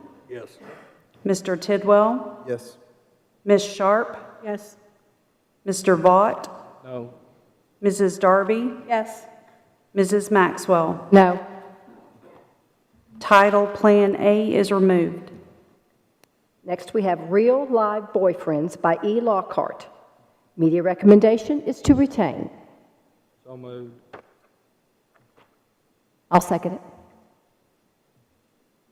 Ms. Maxwell, Yes, Mr. Tidwell. if you guys would be open to putting this in the 11th and 12th with parental consent, then that'll gain my vote. Why, sure, we'll include that. And I will second that. I'm good with that. Okay, so our motion is to retain real-life boyfriends in 11th and 12th grade only with parental consent. Ms. Sharp? Yes. Mr. Vaught? Yes. Mrs. Rosales? Yes. Mr. Vaughn? No. Mr. Tidwell? Yes. Mrs. Darby? Yes. Mrs. Maxwell? Yes.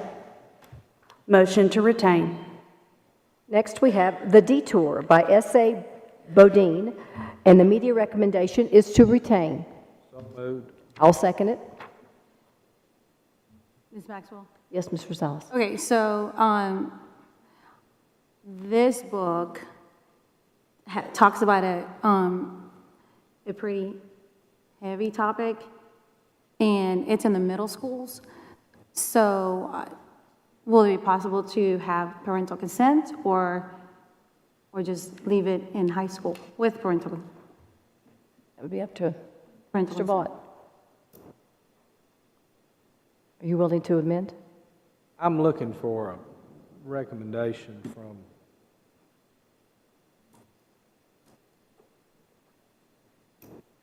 Checking not to put see. you on the spot, but So we do have several titles that are like 8th grade only, and we could do that with parental consent or just parental consent. I was just making sure we had a mechanism for them to be able to track that. But wait a minute, so let me restate my motion, to retain in high school only.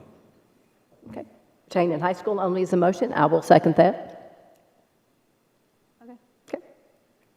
All right, so this is for the title, The Detour to Retain in High School Only. Mrs. Darby? Present. Mrs. Rosales? Yes. Mr. Vaught? Yes. Mr. Vaughn? No. Mr. Tidwell? No. Ms. Sharp? No. Mrs. Maxwell? Yes. All right, this one did not pass, it failed. Next, we have The Testaments by Margaret Atwood. The media recommendation is to retain. Move to remove. Second.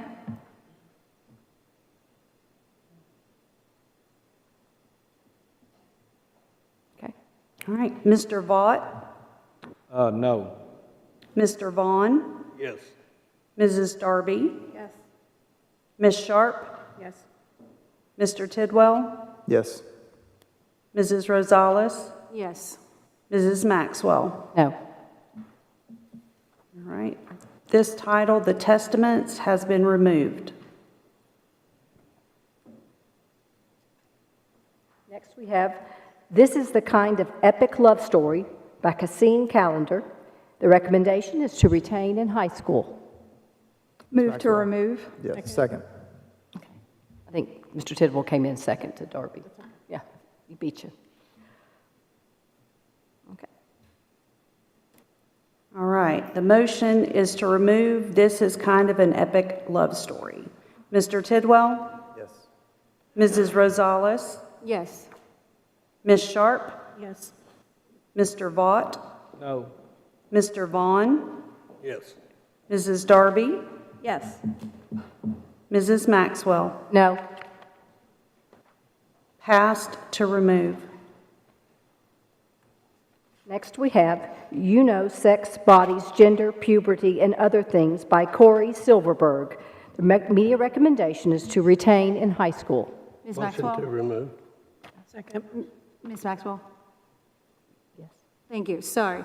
I was trying to get the floor before it was said. So this particular book, we received an opinion from the district attorney, and it talked about where we were asking the questions about in relation to pictures that are showing genitalia or just like frontal nudity or showing the back of a person. Anyway, so their opinion from the Attorney General is saying that under the state law, with a library collection, if there is pictures, that they are to be removed. And so I got the book, and this is a picture book, and this was, I think, before we received the opinion from the from the General Attorney. That's why I will be recommending that removed, because of the opinion that the General Attorney gave us in regards to what it means about nudity in regards to the library books that's in our library collection. Okay. So that's why I will be recommending to remove. We have a motion on the floor to remove. All right. Well, I got a question then. Why would it say that Kirkus Reviews recommend this book for ages 11 through 18? I mean, you said you got the book. Are there illustrations or pictures? I'm confused. So it talks about, obviously, the topic is about coming of age, about puberty. Right. And it talks about in different formats, not just about reproduction purposes, but other things that are tied to sex in general. And it has pictures of genitalia in all various forms. And according to the law, that is automatic a removal. That's per the state law, not an assumption to make whether it's the pertinent interest or the community standards. That was based on the picture, the image, not Right. words on a... But it goes on to say that this book is recommended to middle school students, ages 10 through 14, as a language and illustrations are intended to inform a younger audience. However, because of health standards, these covered topics are addressed in high school curriculum. This book is housed in the high school.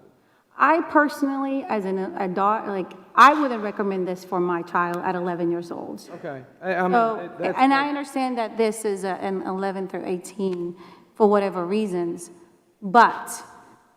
Well, I think that's the reason they recommended in high school. Yeah, exactly. For high school. Yeah. Okay. Just curious what you knew about it. It just seems... And the motion is to remove it. Okay. Mrs. Darby? Yes. Mr. Vaught? Mrs. Rosales? Yes. Mr. Vaughn? Yes. Mr. Tidwell? Yes. Ms. Sharp? Yes. Mrs. Maxwell? Pass. All right. This title, sex, bodies, gender, puberty, and other things is removed. Last one. You Too, 25 voices share their Me Too stories, edited by Janet Gertler. And the media recommendation is to retain in the 11th and 12th grades. So moved. I'll second it.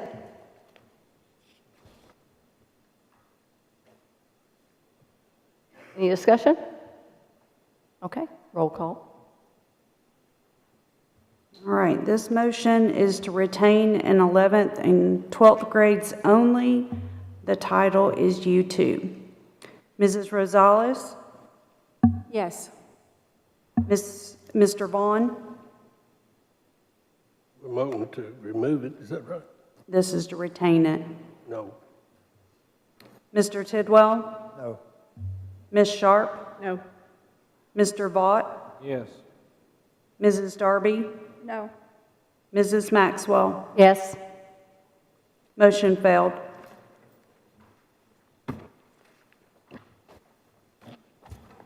Okay. That's the end of the books. Now we go on to the financial report. We go ahead and pull up Fund 140, the two documents I sent you earlier.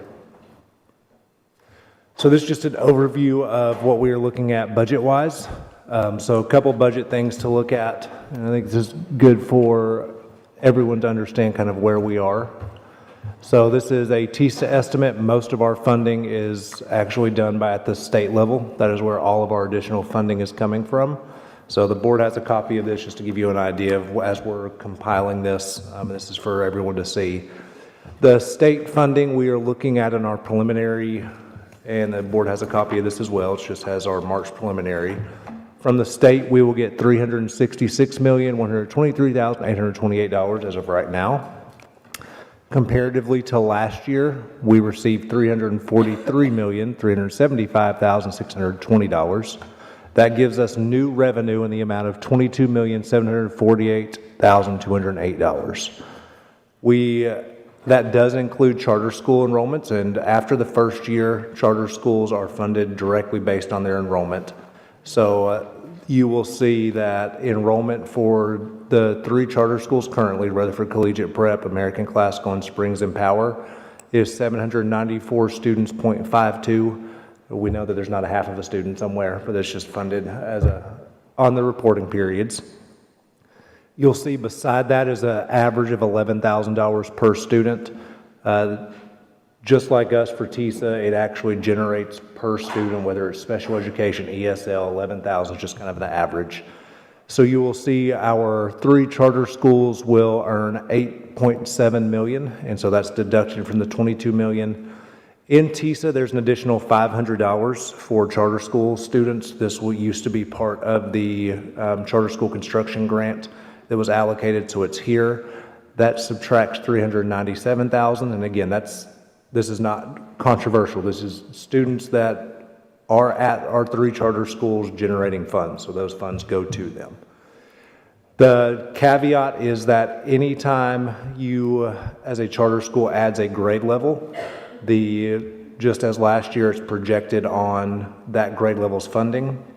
Our 2 schools that we authorized have communicated to us, they have to by March 15th. American Classical is going to be adding a middle school grade level of up to 30 students at $11,000, so $330,000. Springs adding 6th grade. 6th grade can only have 25 students in the class, and so that's why that number is different between 25 and 30. That is $275,000. Rutherford Collegiate Prep is only adding 7th grade.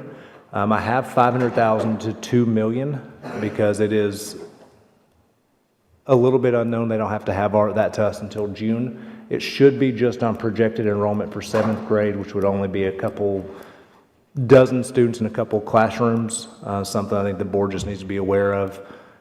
Charter schools did not meet their enrollment projections, and so we are watching to make sure there's not just a couple hundred students added to that. That would definitely skew that number close to 2 million, but I went with the honest answer of 500,000. That gives us a remainder of $12,506,000 in additional revenue. Then I want to show real quickly what our numbers were of, you guys not have a copy of it? We got it.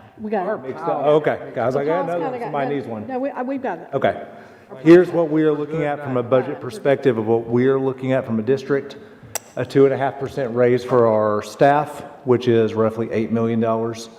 Poplar Hill staff and opening a brand new school is $2.5 million. That includes, we have transferred over 40 positions over there. Is that correct, Dr. Chastain? 40 positions to Poplar Hill. I know it may be 39. Counting like the behavior interventionist, academic, yes. So we have transferred within our district so they didn't have to hire new positions. And then we do have to hire music, art, PE. Those can't transfer because they're already another school. You have insurance increases, electricity, all those different things that go into opening a new school. Then you have high school computers is $2.7 million, half of it right now, half of it at a fund balance you'll see in May. Operations, we're estimating at about $3 million. Part of that is our hazard and liability insurance went up $700,000 last year that the county gives to us. Anytime property tax goes up, we have to increase how much the trustees' percentage is. And so $3 million roughly. And so then transportation, I have as $10 million. That is the high end of what the bus drivers kind of requested. That leaves us in a deficit of $13,693,000. In meeting with county government and county finance director, I don't envision a scenario that we have an additional more than $2 million to put towards that. And so best case scenario, we're looking at about an $11 million deficit. We don't have anywhere to cut outside of staff. And that's kind of where we are as a district. So I know the transportation contract is coming up, and we've talked about it. That is why my recommendation has been that 10% the entire time, is because from a financial standpoint of how much money do we have, I feel comfortable budgeting to the deficit of about $8 million because I don't actually think we would end up in a deficit. But as we go further, it goes to the county commission. We have to ask permission to budget into the deficit anyways. We used to budget 20, 25 million to the deficit. That's not a good practice. When you budget to the deficit of about 8 million, we can probably cover a lot of that with property tax, sales tax coming in. That'll probably cover. But as we go much further than that, the county commission still has to approve us to do that, to budget into the deficit. They could always on June 23rd say, no, you cannot go $8 million into the deficit, go cut $9 million. And if we have a bus contract signed, the only place I can go and cut $9 million is by laying people off. And I would have to do that between June 23rd and June 30th. And I know that's not a fun conversation to have, but that's the reality. Hopefully, in working with our county commission, it wouldn't come to that, but that's something I always have to keep in the back of my mind. We've never had that issue of not being able to go into fund balance before. We have a very healthy fund balance. So I don't want anybody to worry about all that kind of stuff. It's just something that I have to think of. Dr. Sullivan? Yeah, Mr. Tidwell first. Oh, sorry. What does this number look like based off the recommendation you just gave? The 10 million shrinks down to? Yeah, give me just a second. And a lot of it depends also what happens with the bill going through about insurance as well. Yeah. All I would do is pull up the transportation the bus contract percentages. 10% is 2.7 million, and then you would add the insurance on top of that, so it's about $4 million. That would take that minus 10 to a minus 4 instead.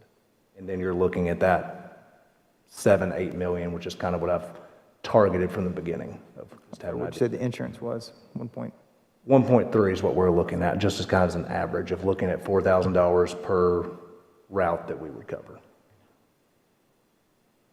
And I don't like those numbers either. That's just, from a financial standpoint, that's where we are, and that's what I have to look at. Yeah, sorry. So the 22 million is what we got from TISA. Right. How many new students did we get this year? Because I think enrollment is down a little bit. Yeah, but it's increased since then. Oh, okay. It's gone back up. Oh, good. We were funded at 50,000, right now it's at 51,608. Let me pull up what we ended up being funding on. Last year was like 50,000, right? It was 50,007 something. Give me just a second. So we got funding for 1,600 students. If you subtract 15 minus the 51. Give me just a second. I'm pulling it up. Last year we were funded on 50,751. And now this shows 51,608, but that does include 794 charter school students. So it's kind of a wash there. Okay. But I do anticipate this number continuing to climb as the year progresses. So what was our enrollment, the increase, just for RCS, not the charter schools or the state or the ones that we authorized? Right now, 50 students. Just 50 students? The entire year? As of from 50,751 to 51,608, and you take the 794 off, yeah. So we only increased enrollment by 50 students this year? This academic year? I thought it was more than that. It'll continue to rise as the year goes on because we had some funding enrollment numbers that had to change from some of our charter schools as well. I'm so confused. I thought we had about 400 new students that were just for RCS, not counting, now I'm not counting the charter schools that we authorized. So this number includes a weight and an average. So it is taking the first reporting period, the second reporting period, the third reporting period, so it's every 20 days and this number gets averaged in. So as we grow throughout the year, we don't get credit for those students who were not here in August, September, October, November. Oh, wow. So we have grown as the year goes on, which is traditionally what we do. So I would expect, this is the March estimate, we get another April estimate, we get another May estimate, we get another June estimate. So the number will continue to go up to match to where we're closer to 400. Because if you look at today's number, we are at that. If you look where we were in August, we were not. And there was also a lot of transition between schools, charter schools, traditional schools, public schools, private schools, Murfreesboro City. All that impacts that first reporting period. But the state is not going to give us an enrollment projection based on adding those 400 that we're talking about. We'll get a partial credit because this number will keep going up. Okay. That's a little confusing. Yes, it is. That's why you see the 0.59 and the economically disadvantaged of a 0.38 of a student. It all deals with how students are coded in EIS and Skyward. But I thought yesterday we were talking about the change the state did in coding Medicare for economically disadvantaged, and we were getting like 75% now. It'd be a lot less than that if we weren't. It'd be 72 or 7,300, and we'd be in a lot worse shape than this. So we're getting back money then if we're getting 75% back? It's already calculated in It's already calculated. Okay. So that's just where we are budget-wise. We've been working on this. We had a budget retreat, and these numbers are pretty close to what we discussed at the budget retreat as well. And I would love to hope that there was extra funding available at the county level, because that's really where we struggle. We are running our district on the additional funding from the state. You want me to, can I follow up? Go for it. You're next up anyhow. Well, I'm a little reluctant because to talk about a contract out loud in a public meeting, but I'm going to say this. I've spent, and I'm talking about the school bus driver's contract or the owner-operators, whatever you want to call them. I have met with that group, the association group, 3 different times for 4 hours. I think we all originally said, okay, we're going to meet for 2 hours, and we kept getting a little bit more done, and everything. And so, you know, a lot of it has been just listening. I hope that their perception of what I've tried to do is just listen to everybody and see where we are. But the reason I feel obligated to say something to y'all tonight is going back to Dr. Sullivan's numbers there, that $13 million deficit, 10 million of it is this from the school bus contractors, the 35% increase. And so I had a couple of meetings today. I'm trying to feel my way through this. I may be doing it the right way. I may be doing it the wrong way. I don't know, because this is my first rodeo. I'm going to say this, but I'm trying to listen to everybody. Central office, Trey's been great with his numbers, trying to get it. Ms. Darby had made a suggestion about, what'd you call it, the personal responsibility zone. I've incorporated that into it, and this thing is beyond Stan making the decision. Okay, I'm not doing it that way. What I think I'll end up with in the next week, probably the end of next week, I think is kind of my deadline with y'all, is to give you some options. I think it's the board's decision. It's not my decision. I have visited with our friends at the courthouse. Short of beg, borrow, and stealing money, I've suggested 2 or 3 different revenue sources, a small tax increase, possibly a wheel tax increase. I'm just going to throw it out there. I ask for everything. You know, is there any appetite anywhere? Because the majority of this deficit, again, is going to come back to this school bus contract. And there's going to be some tough decisions that's going to have to be made. A couple of things I'm going to advocate for personally. One is I believe the insurance that they can no longer couple to the county's insurance. We've identified that number to be roughly $4,000 per bus. I think there's probably 350 buses total, including the spare buses. So, you know, what is that, $1.3 million that we're looking, that is a new expenditure. That hadn't been there. And as I've pleaded this morning, as late as this morning with the courthouse, that is an unfunded mandate, the way I look at it. That is the legislature has changed that. That is something they have put on us as a board, as the school bus drivers, as a county. We got to pick the tab up. I don't think you can force that. I don't, in good conscience, I cannot force that on our school bus drivers. I really think they would, if I were them, I would park all the buses if I couldn't get that money, for sure. I mean, that's deficit. Second thing that I'm going to strongly advocate for is that if you look at the inflation index right now, they're upside down, even with their pay increases. They're almost 10% less in 2019 dollars than where they are right now. I think it's kind of what isn't that about where I showed you?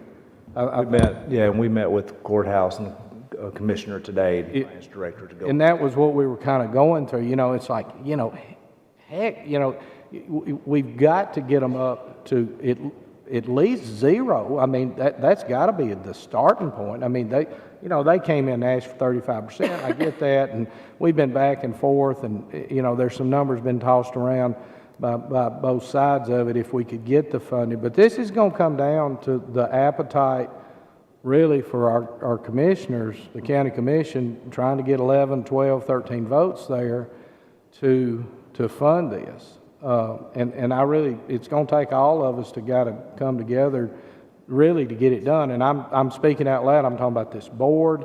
I'm talking about the school bus drivers and the contractors, and I'm talking about the county commission, because we can't afford to go backwards in instruction. I don't think I want to have the conversation with Dr. Chastain. She's already shaking her head right now. They've made such great improvements. It's just robbing Peter to pay Paul, and we're paid somewhat on performance with the students anyway. And, you know, what is good for the students? You know, one possibility, not to spring this on anybody, but I think we identified possibly 25 to 30 routes could be cut if we went with her idea. Her being you, Ms. Darby. I'm sorry, I didn't mean to refer to you as her.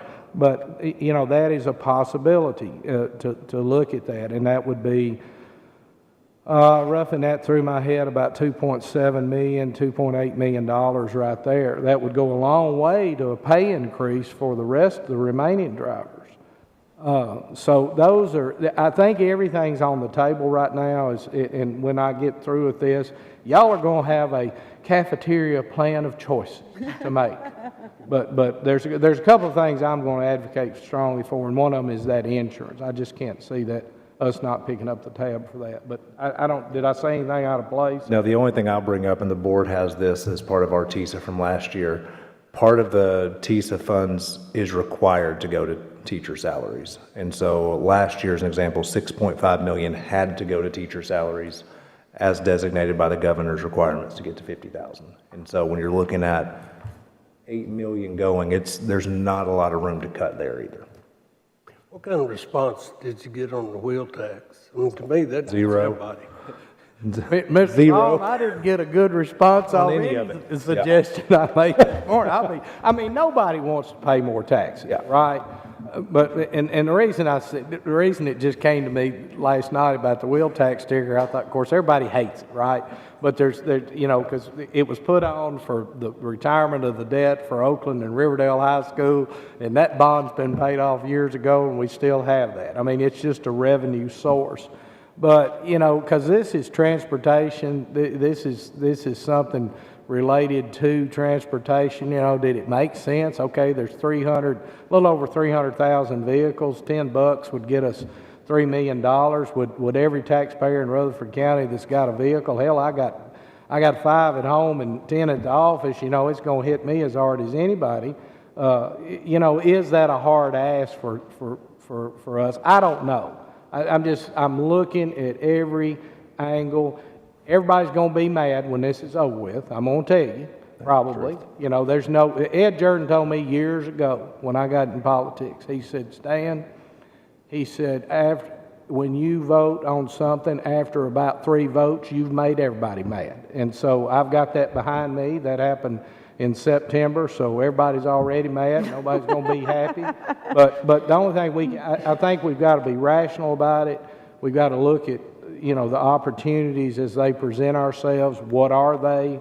I don't know at this point in time. I've asked Trey to help me analyze the cost of smaller buses and larger buses. Y'all have heard some of that discussion. I think, if you want to hang it on somebody, hang it on me. I'm approaching this the same way I've approached every business that Terry and I have been in and analyzed it from the inside out. The drivers, the owners, they have been very good to me. I want to say that publicly. They have shared with me their cost, what the buses are costing, what the operational costs are costing.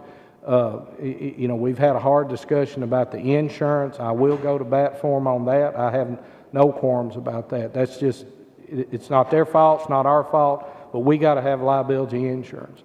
And but nobody's going to be happy with any kind of tax increase. In the courthouse, we got a lot of new commissioners that have not been around.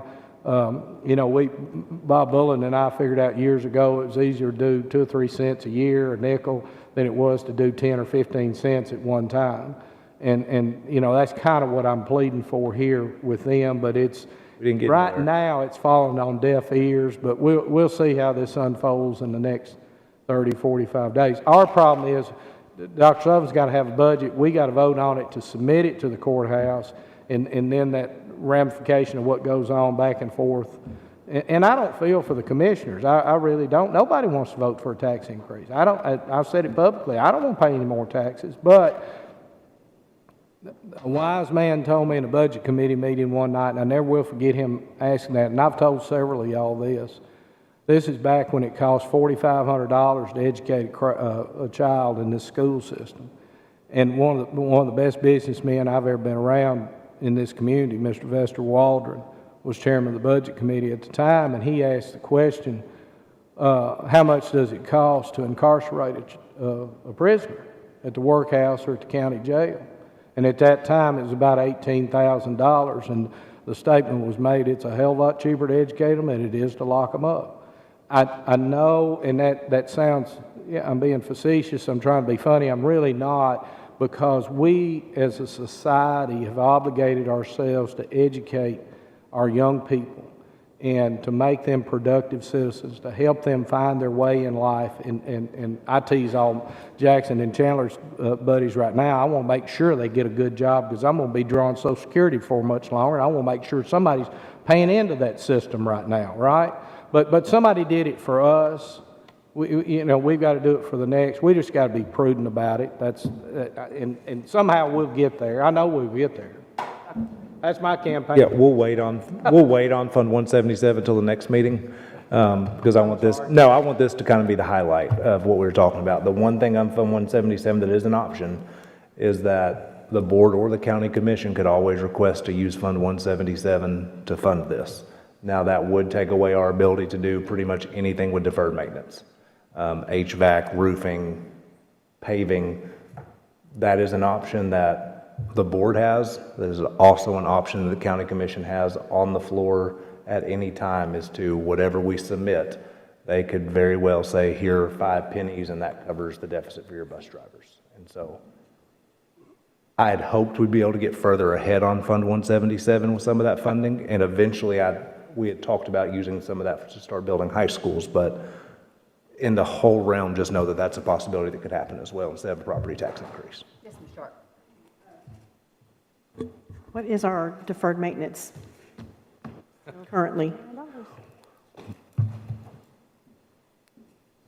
$488,484,610, and that's a budget. And Ms. Maxwell? Yes. And thank you, Stan, for all the work that you're doing and trying to help us navigate these waters and trying to figure out what is the most,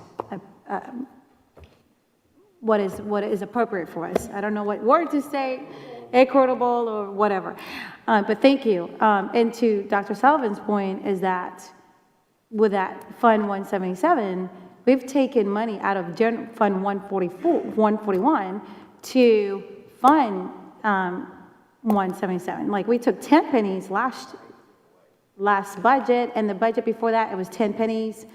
So we've been funding that with with our general purpose budget and fund. We've stopped the bleeding of that going up. We're just not making very much progress in lowering it because of inflation.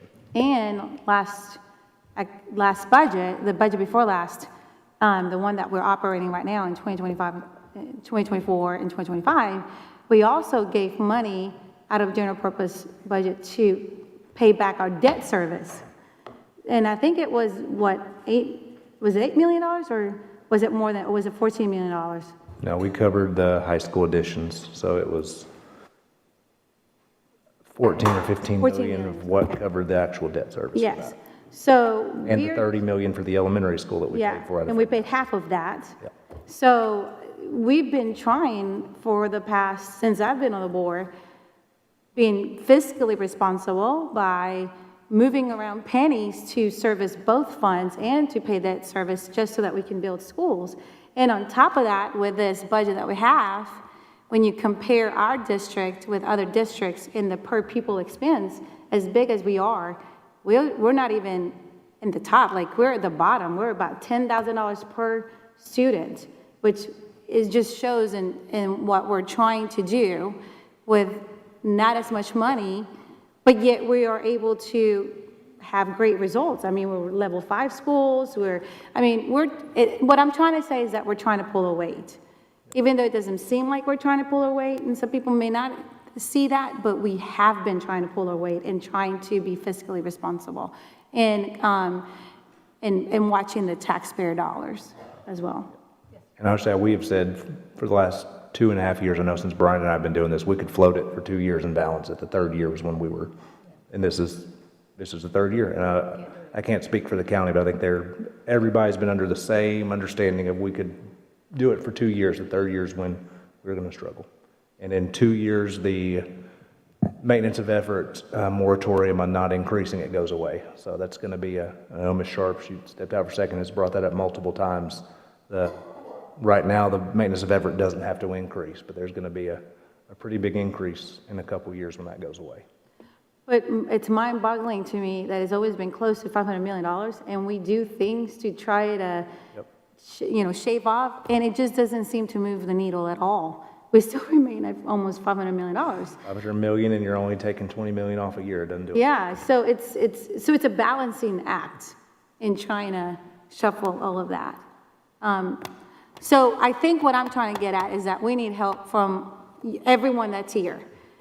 And I said that during, when we were going through the whole rezoning, when we were trying to figure out the building, and the parents are asking what we can do. We need you guys to help us advocate and go to our county commissioners and trying to help figure out other options and to bring revenue. It's very different when I've sat in a seat where I managed a big budget in the millions. And it wasn't because I was handed the money, it was because I had to generate the revenue to get to $15 million and to be profitable. It's another thing when you're given this money and then you're still short in some aspects and you have to figure out how to do revenue. We're not a business that can sell products or increase prices to generate more income. And so it's gonna require the community, and since the community is here, to help us in talking to our county commissioners and trying to think outside the box. I appreciate what the effort that they tried to do last year, which was trying to looking at impact fees. Okay, that's great, but that was just one drop in the bucket. We need more drops into the bucket to generate revenue so that we are able to continue the effort, and having $2 million extra is just difficult in trying to navigate what we have to do. And like even transportation, they're like waving their hands over there.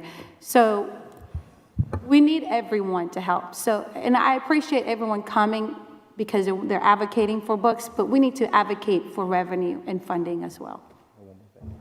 Just so that the community knows, per pupil expenditures, how much you spend per kid, Rutherford County ranks 125 out of 143 districts in the state of Tennessee. And so our county does do an amazing job of funding our new building, so I don't want to think it's just Yes, they do. We have a great relationship with the county commission. They will have approved, hopefully in the next week, over $300 million in new buildings. But when you're funding growth, you're operations hurts, and we're behind Fentress County, Hamblin County, I mean, places you would never expect that Rutherford County per pupil expenditure, Grundy County, Greene County, you would not expect us to be behind them, and we are well behind them. And I want to clarify, the county commissioners have been great. Right. They've been helping us in trying to figure out how to fund it, and Michael Smith, and you've got Brian Wanyan has a great relationship with Michael Smith in the county in trying to do this. But it's a balancing act, but we're just at a point where there's only so much advocacy that can be done, and this is where the community can help with us, is trying to talk to our county commissioners and figure out other things, to think outside of the box in how to bring more revenue, bring more drops to the bucket, and not just rely on one. I appreciate their efforts, but we need more drops that come to that bucket so that we can finish, so we can continue providing great and amazing education to all our kids. That's why people are moving here. People are moving here because of education. I'm honest, I'll be honest. That was the main reason why I moved to Rutherford County. It was because of the schools. So let's maintain the quality and let's continue to bring excellence, but we need everyone's help to do that. And that's my spiel. Anything else? Madam Chair, I would like to wish board member Miss Tammy Sharp a very happy birthday. Hey, Happy birthday. Nope, no singing tonight. No singing tonight. 'Cause now I'm going to move to adjourn. We're adjourned.